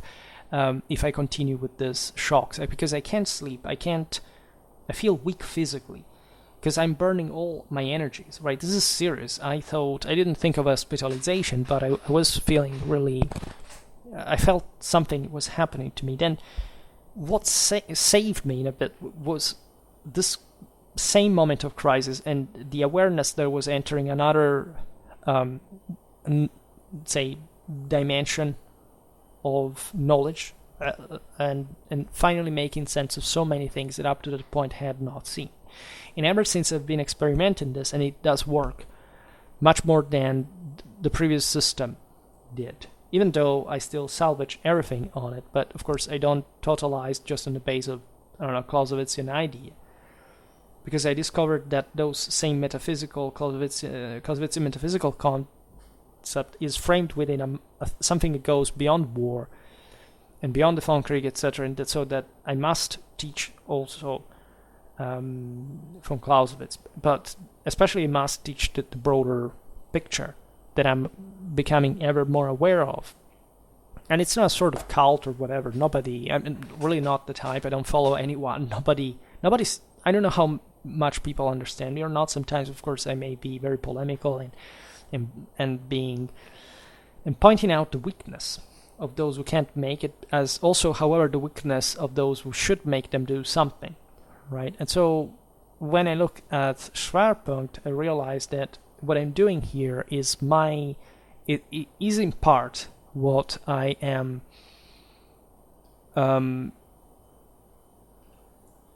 managing to do to improve my own deliverance of such ideas, and so the possibility of making them spread through and achieve something at a greater level that maybe 10,000 may be the beginning of in some way. And I really count on it, as much as I count on you, because I know what human potential is and what you can achieve through that, and how easy it is to alter our perception, for better and for worse, and that therefore there must be, first of all, an awareness of what this perception really is. Right? There are incredible things that I learned, for example, when I was under the chemicals of love, right, of infatuation. For example, it may seem strange to you. First of all, I read, in that period I was incredibly emotional. Right, you know that I'm emotional in the sense that I'm very confrontational and vocal, and somehow, even though I don't speak much at all in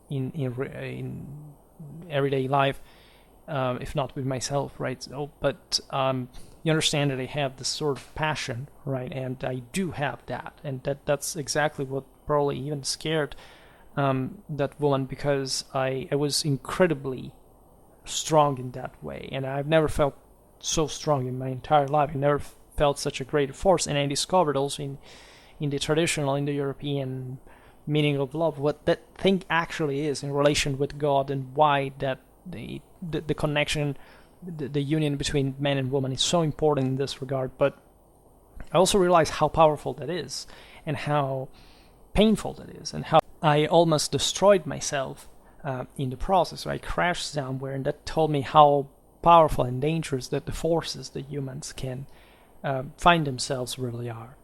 Just to make an example, first of all, I was reading that winter 2021 both Anna Frank's diary and Hitler's Mein Kampf, right, at that kind of level. But secondly, the thing that impressed me the most, aside from what was happening, was and these emotions, was the fact that I got incredibly more emotional. I mean, the sense of when, say, men are told not to express their emotions, and to show that they are in control, that even their greatest force they can tame from within us. It's exactly what sacrifice in holy combat and divine transfiguration is really about.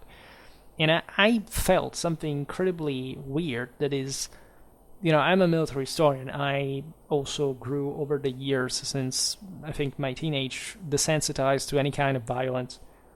I think, especially from a graphic point of view, and gore doesn't disturb me at all. I saw terrifying things. I'm completely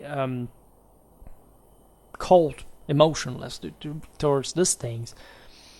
I became emotional because of love. And of course, this deeper connection is sort of transcendental dimension. But at the time, when it was under those chemicals, it was readily evident to me that I had become more emotional, and that for the first time, I thought I don't know, I was thinking about, I don't know what it was about, think about Operation Overlord, etc.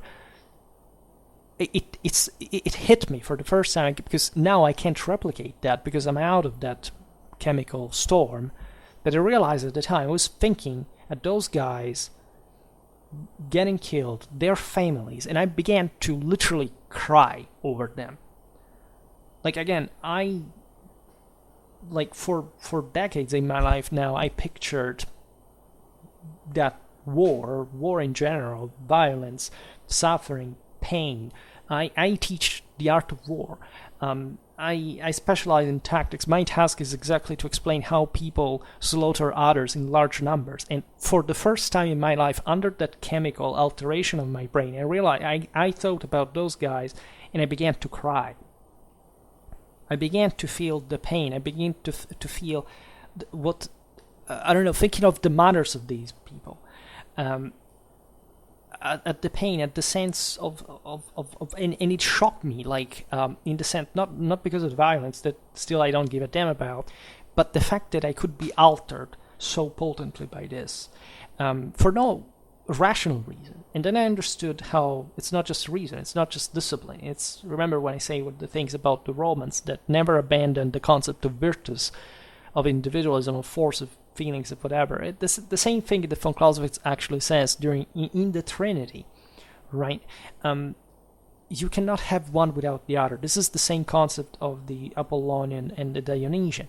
This is the fact that you cannot essentially transfigure yourself as an individual and pass critical moments if you do not awaken the worst within you and manage to tame it. And I discovered throughout 2021 that when I did so, I felt power, I felt regenerated, I felt reborn. I had to go into the crisis, I had to go in the eye of the storm, I had to solve that. It's a very Jungian concept, in order to actually succeed and being a new person. Today I do feel a new person. I can't say, just I read that book and no, it is a prolonged historical study that goes on every day, that I make also these videos about, etc. My entire formation now revolves around this. Right? When the war in Ukraine broke out, I basically switched from feeling adrenaline rushes, that's the term finally, from that girl that was useless, was just eroding myself from within, to at least the campaign, right, waiting for the Russians to be kicked out, etc., reading all the bombings, the people died, that transferred the rushes, and developed, boosted forward my sense of, think also that, there are people who are getting themselves killed in order to achieve something. That's how powerful and real war actually is, and how politics drives that, and von Clausewitz and all these insights were readily evident to me. This is the first war that I really followed to that scale, by the way, in detail every single day, in utter detail every single day. And I had my ideas on it. I still have them. I still see things through, because I truly believe in what von Clausewitz told me, and I see that it's extremely fascinating in the enormous tragedy. But let's say, paradoxically, even though it sounds very unkind, to say, I have some subscribers that were in the Ukrainian army. I don't know about them. I don't know whether they died, something happened. I really hope not. I simply hope they stop following and commenting on my videos, rather than something wrong happened to them. But that made me realize how powerful this entire thing that I'm talking about, that I'm studying, that I'm doing every day really is. I mean, at this point, to me, politics, war, history are all one with whatever I can think of in my heart, in my soul, in my mind. It's something that, they make me make sense of everything in so many ways that I didn't have the capacity until I went through this. And it's a path. It's not just what happened to me with the heartbreak and all. It's how I've grown through this and into Schwerpunkt at the same time, right? So the first, I began to write. After 1 year, I began to write again. I wrote a beautiful article that got great success when I published it this year. I participated to a conference. I had already began to write another article. Now I'm finishing another, and I have other two working on. I had others I had published before, but say that was just not. And I'm working right now. I may have problems in the future. I think that my health suffered a bit of, especially this adrenaline rushes. I have a syndrome right now because I'm very healthy, never had any illness, and we don't know exactly what it is. It's nothing embarrassing actually.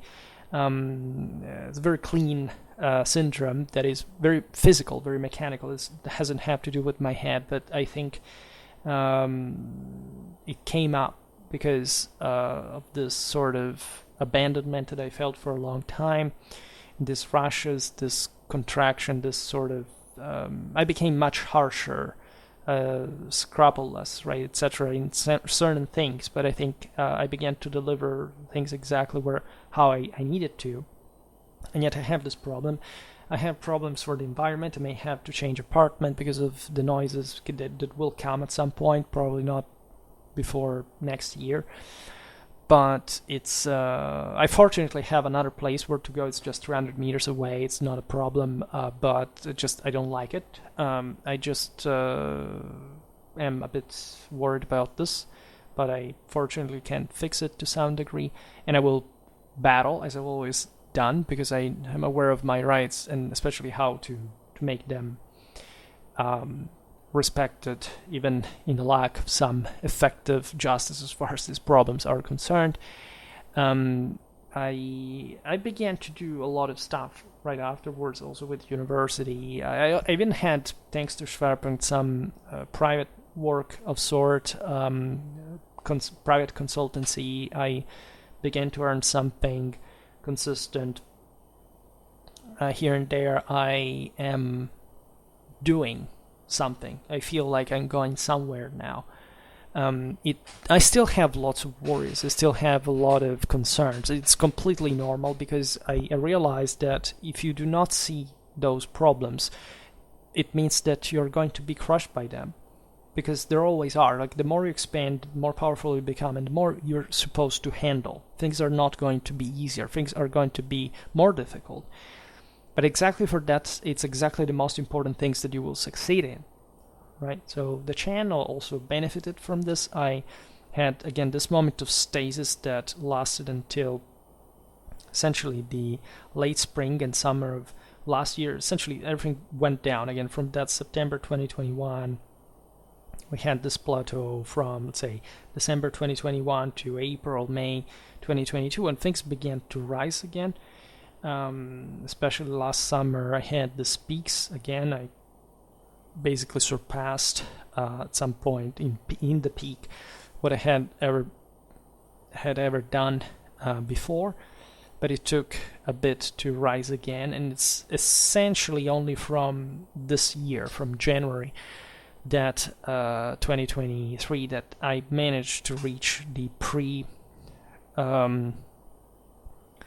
pre-re-upload levels. I began to grow a lot, especially in April. We had this other stationary thing in May, June, and then we arrived to really July, August, in which I began to rise very fast. I beat all records as far as views, watch length, on a consistent basis. This is mostly due to the fact that subscribers began to increase, that YouTube essentially launched some of my videos more algorithmically out there by itself. I'm sure that there are people working for me behind the curtains, let's say, and I'm very grateful for it. So if I continue like this, which I count on, right? But again, things may go wrong, but I will not abandon the channel, my plan is not to slow down. I want to continue exactly what I'm doing. I can easily get to 15,000 before the end of the year, if not actually more. Because the idea is that the more views, the more subscribers I have, and of course the more views I have, the more, especially here from the stats, I can see that the more YouTube is going to simply suggest my videos to others, right? So that's how it works, right? YouTube begins to see that my work makes money, and so they want to make money together with me. And so here I see there is a great deal of There've been ups and downs in terms of YouTube search, especially. Like, not everything, if you look at the stats, is being incremental, but the navigational functions have skyrocketed recently. The channel pages views also have been increasing. The advice videos also have been skyrocketing compared to before. External views have been going up. Playlists have been going up. So mostly the thing that just has gone so-so is being the YouTube search, because the YouTube search, again, people don't search for content anymore. They just pass from a video to another. Just in the last couple of months, because of this rapid increase, people evidently began to search for my content more. It had gone pretty gradually up until April this year. Then it began to go alarmingly down until July. And the reason being that I think that there are videos and channels that are ever more performing, and they kind of swallow everything like black holes. And they literally, I had very high YouTube search rates. Today, every day, I get, say, 250 views from YouTube searches. Considering 2021, I got essentially 350, even more. So that's something that never recovered from the previous times, and I think it is due mostly to the fact that if we don't share this content, the smaller channels go under, because people tend to follow just the big ones, the YouTube ones you to watch. I think YouTube is messed up. Especially the content reflects, again, it's about the algorithm as well, as we've seen, but it's also about the people's fault. There is no doubt. People they stopped thinking that there is something useful that they can watch on YouTube, and that's the reason why they behave like this. They don't see what you do, you don't see why you do it, you don't see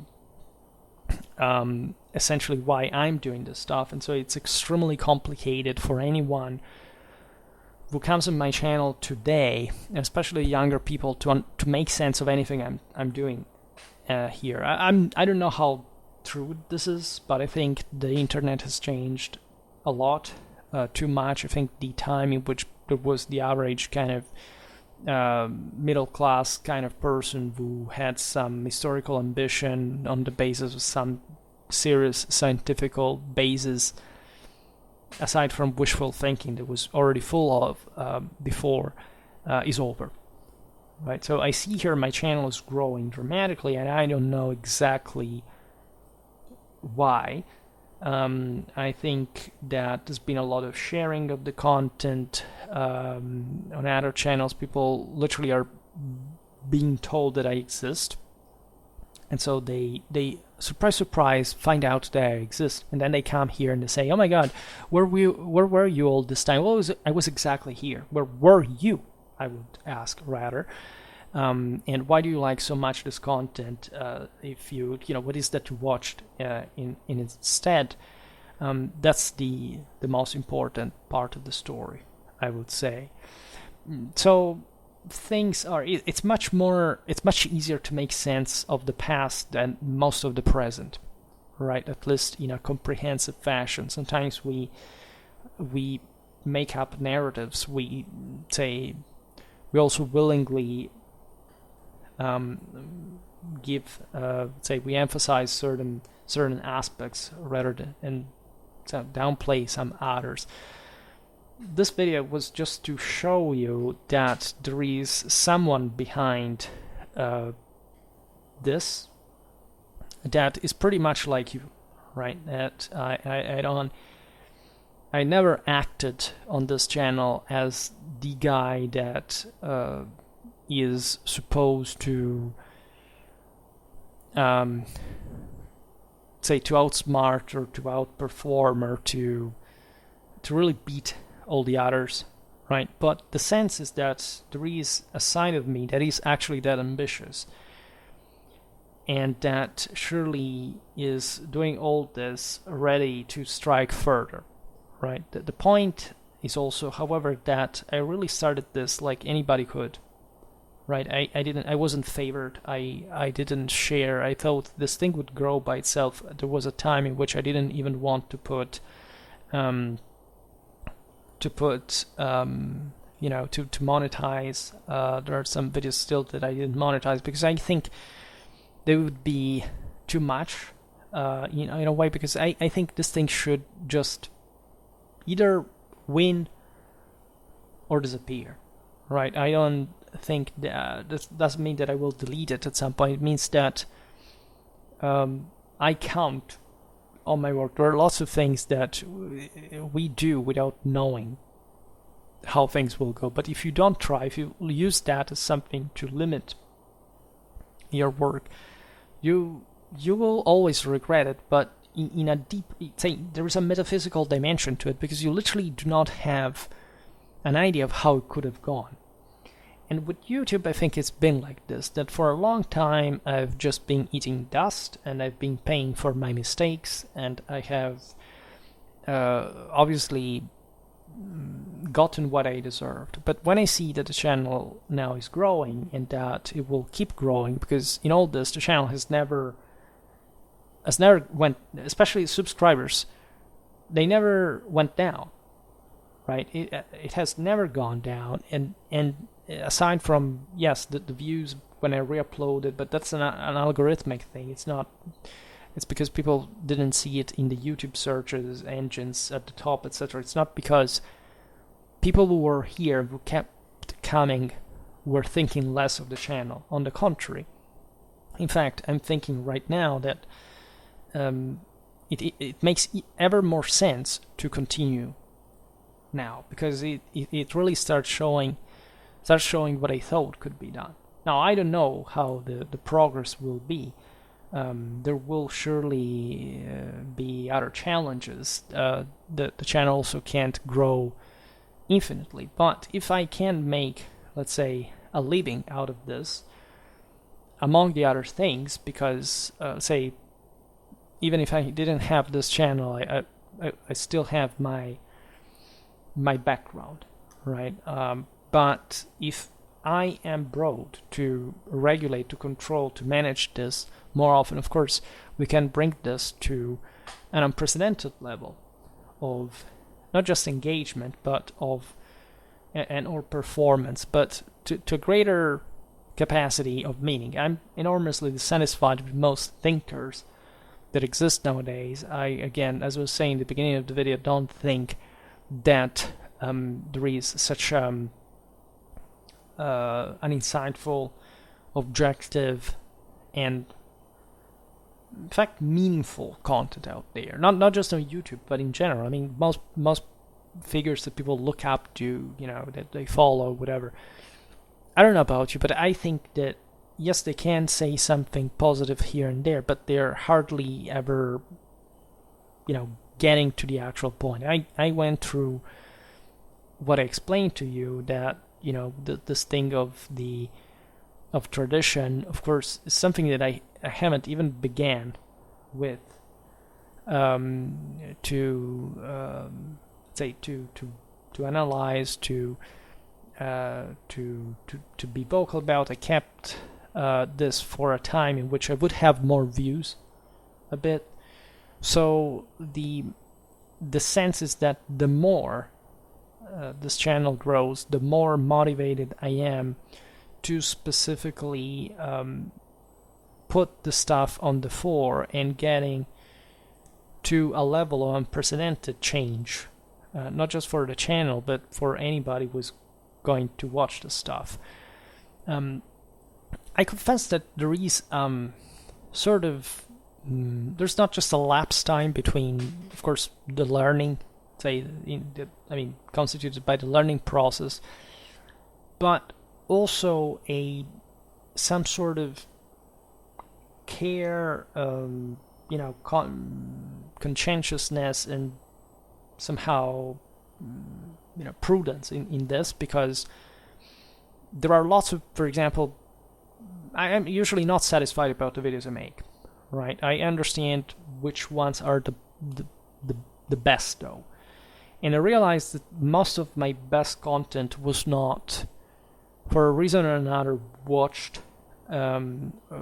either because, again, I had a few volume of traffic, or because the channel in fact was too small, or because people they would need their lapse time to understand. And mostly, I don't know with which frequency you watch my videos, but definitely there are few people that have the good habit of going to watch all the stuff I've done, and also finding, say, not literally everything, but finding something that they didn't think it was here, and that instead I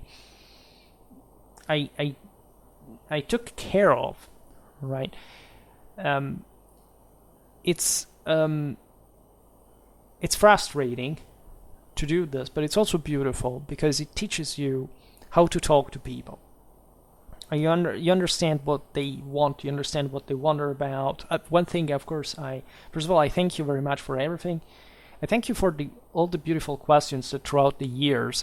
There is a question and answer series you post to me. I can't answer to anyone, and I'll be frank about it, because most of the questions are not, I don't think an entire video can be just about them, right?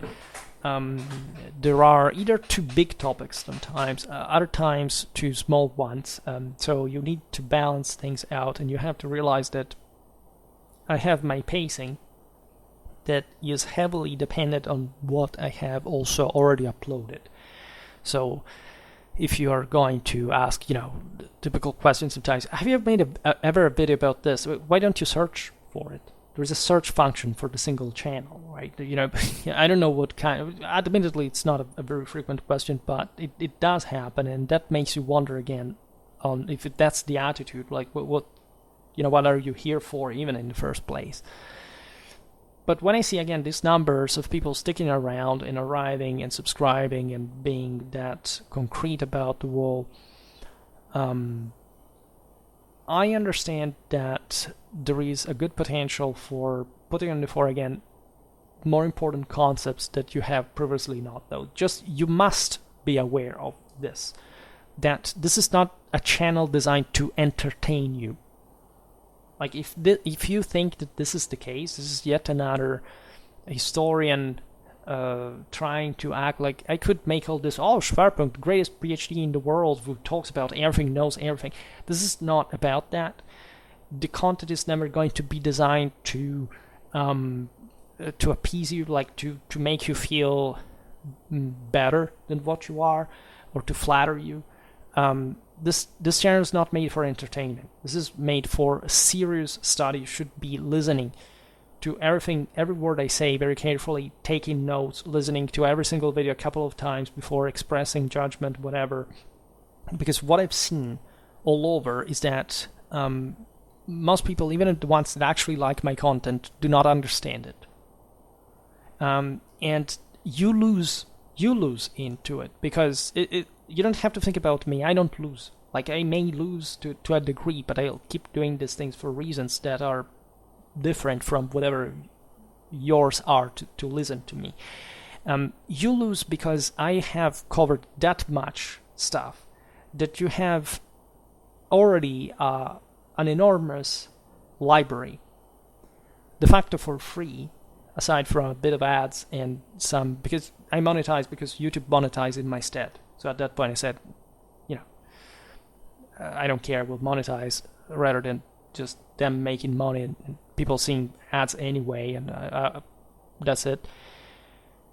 That can help you in life, right? The Easter Rain playlist, for example, or the Von Kriege series. That is important, right? There are so many things about.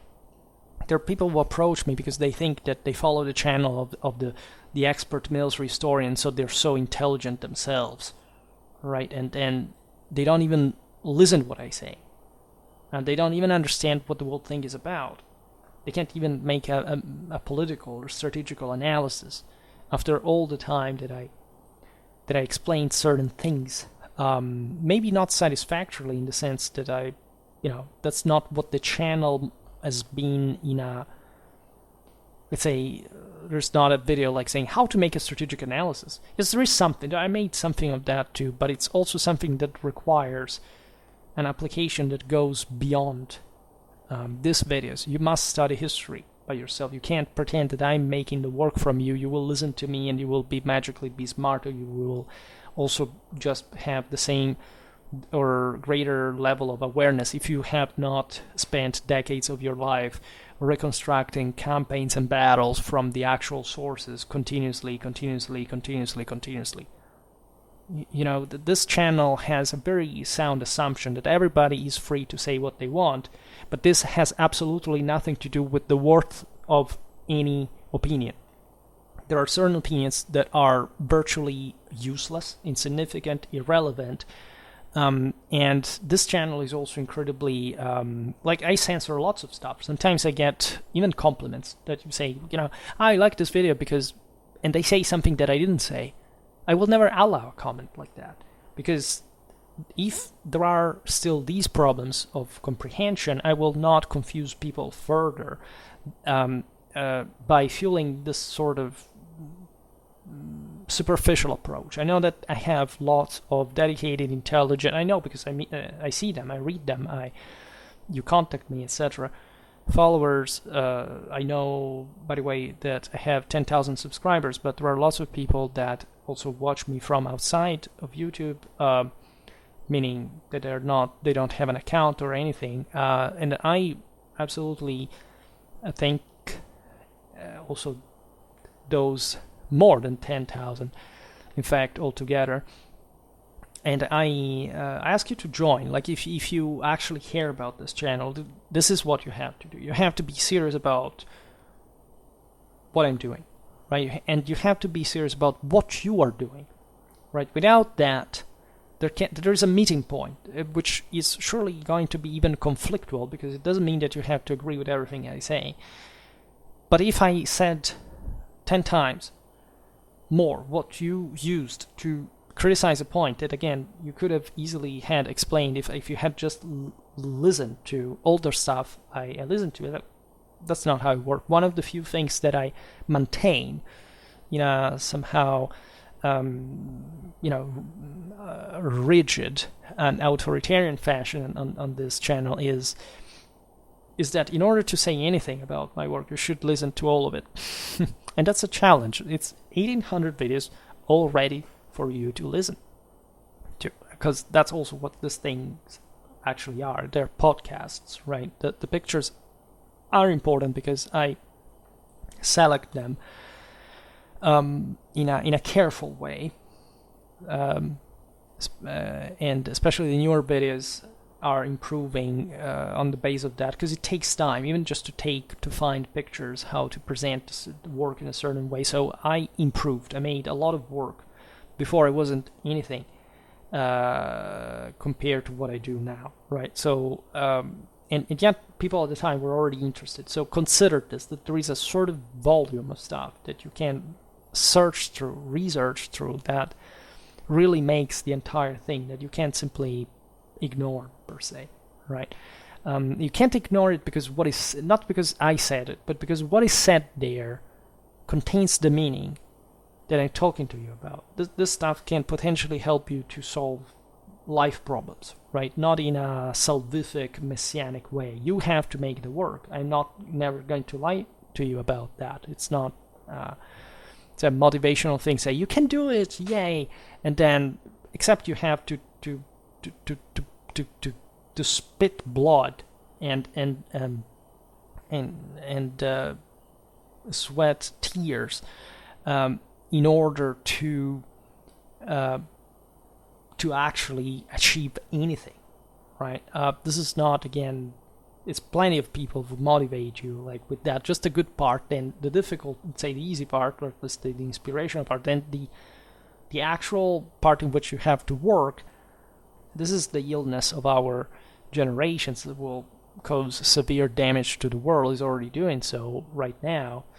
It's not that there isn't the wealth, that people are complaining, somebody's stealing the money. It's that people don't do a fuck all the day long, right? And let's be honest about this, that even what I do for I work every time I stay up, I work, right? And to me, that's still ridiculous, right? It's still, I should do, I don't know, 100 times more of what I do in order to be somebody who can claim, well, I really work hard, right? So don't, let's be honest, right? This is not a place in which you should feel flattered about yourself. This is a place in which you should feel challenged.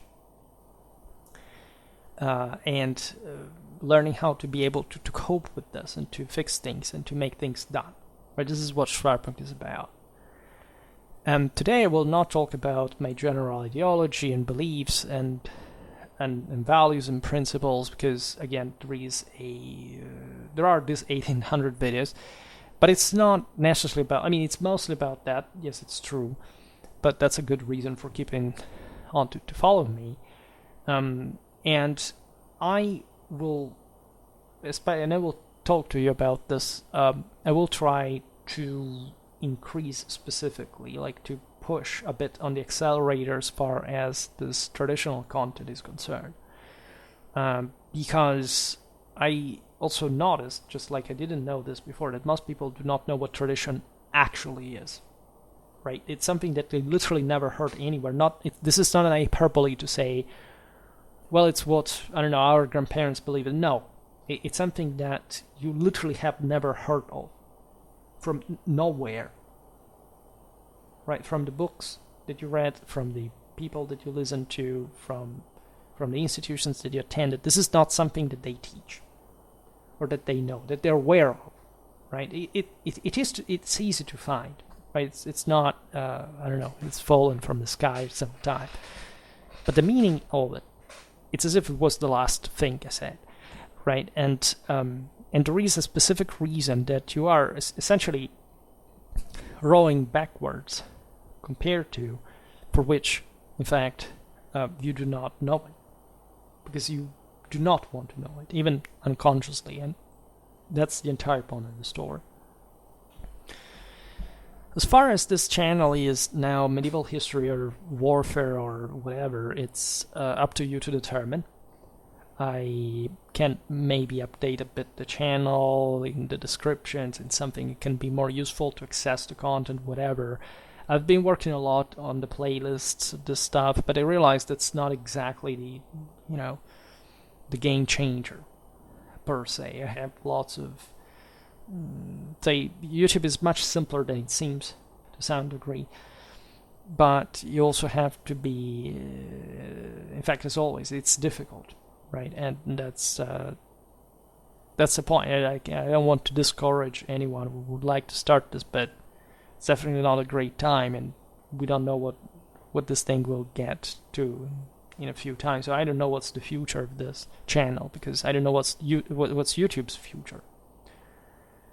You can be sure, however, that my content is going to be around, that I will always render it available. That I will surely try to exploit this for everybody's interest, not just to mine. And my thanks go again to all these people that helped me throughout all what I described to you, because I was not extremely vocal about it.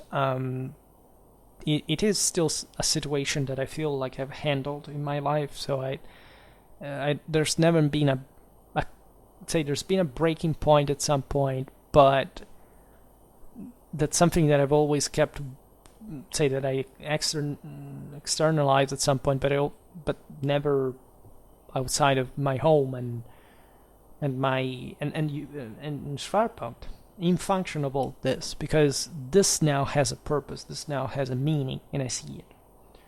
So just know that throughout all this time, whoever was here, who is here now, is making it, right? And that there is always an holistic connection or arithmetic mechanism behind this, and that I'm not insensitive to your claims. I'm not insensitive to your suggestions. I'm not insensitive to your ideas. But there is another level, right, that doesn't have to do with that. Doesn't have to do with being agreeable, right, or just making a favor to somebody else. This thing has to work functionally and meaningfully. And I think we got to the point at which this is getting there, to an unprecedented degree for sure. And it all depends on us. Always remember this, that if this channel, like if it all, we're like almost like two full Roman early imperial legions here. You're a lot of people. That's fascinating, right? If just 1/10 of you, just imagine if it were all of you, shared this one day, once. One video of mine, this channel would escalate quite rapidly. So the trade here is that if you make that happen, I'm working to make it happen on my own, right? But just remember that you have a power in this sense. 10,000 people, it's a lot. There are people here of any kind, of any profession, from every country, that have seen every kind of crazy stuff, that have all something to bring to the table, right? And one thing to help is, of course, animating the discussion, contacting me, posing me questions, because I will answer the best, and I will consider always the rest, right? I will not dismiss it. It always helps, right? Even when you disagree, because you understand much better now what people reason like from this perspective. It's incredible, right? And this thing is only going to improve, right? But the point is, all these 10,000 people have a good reason, a good idea, a good mean to make this channel big, right? And just know that through Schwerpunkt, you can see things that have never been told to the world, and I promise it to you. And we will get there, and we will change a lot, right? This depends only on us, and no one else, right? It's all about the entire system, but we are now to prove that spirit is superior to matter, and that we can make this thing take off like never before, because what we can get through it can really make the difference for the better, for fixing things, for getting from, say, from now to something that you see, that captivated you, that impressed you, that made you think in my content, that you know, because you pretty damn know that it's not to be found anywhere else. And again, this is not much because I have so much capacity myself. I do have capacity, and it's, I think, a good capacity as far as the context goes. But you know that others do not venture where I do, and that this was not even the beginning of it all. Remember that to me, I haven't even begun to do so. I can't say I have begun, that I have laid the first brick, because that's how big of a building I want to construct. And the larger this channel gets, the more capable we are to continue this at some point, even when perhaps YouTube will be gone or whatever. This is crucial, right? If you want to save this, if you want to keep it going, if you want to see how far this can go, I promise you it will go that far, right? Just imagine at some point YouTube becomes obsolete, nobody watches anymore for some other reason. Of course, I will be somewhere else likely, but in this sense, how fast, how big this goes, it will have greater chances to bring this all that we have to a scale that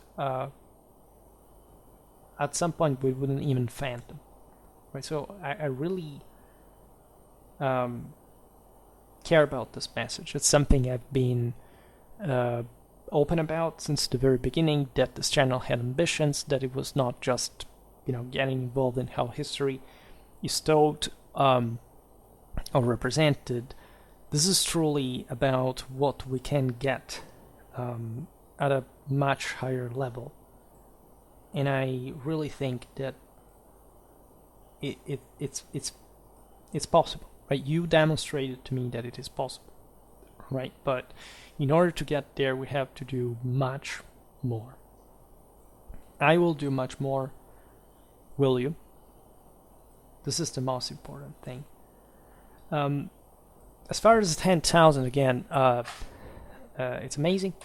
I thank you enormously for this. I will just take this brief vacation, then I will be back. I will surely travel. I want to restart doing so because the longest night ended last winter when I had this health problem and I began to live more or less normal life. Not very different from before, but I have these things going on, and so by now we are at the beginning of another expensive cycle, right? There may be problems from my side, but I will overcome them, and I will not live this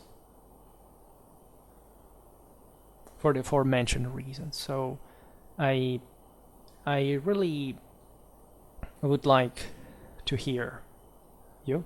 I would really like to see again the channel being moved by you, and I really know that it will happen. I really know that you will begin to see, as you have already done. Definitely many of you are already to an important point. This thing, the more this expands, the more unitary, the more powerful, the more right it will get. So without adding that much, I think the video is enough long the way it is, but it was an occasion just to explain better where I arrived from, and so also helping to trace what is gonna be. For today, as always, of course, not just I stop because I have to at some point, but of course I thank you ever more for this 10,000. I hope that you enjoyed this video. If you did, please share it. Otherwise, leave a like or subscribe to my channel if you're interested in my upcoming content. I thank you heartily for listening to me. I wish you a nice time and see you next time. Bye.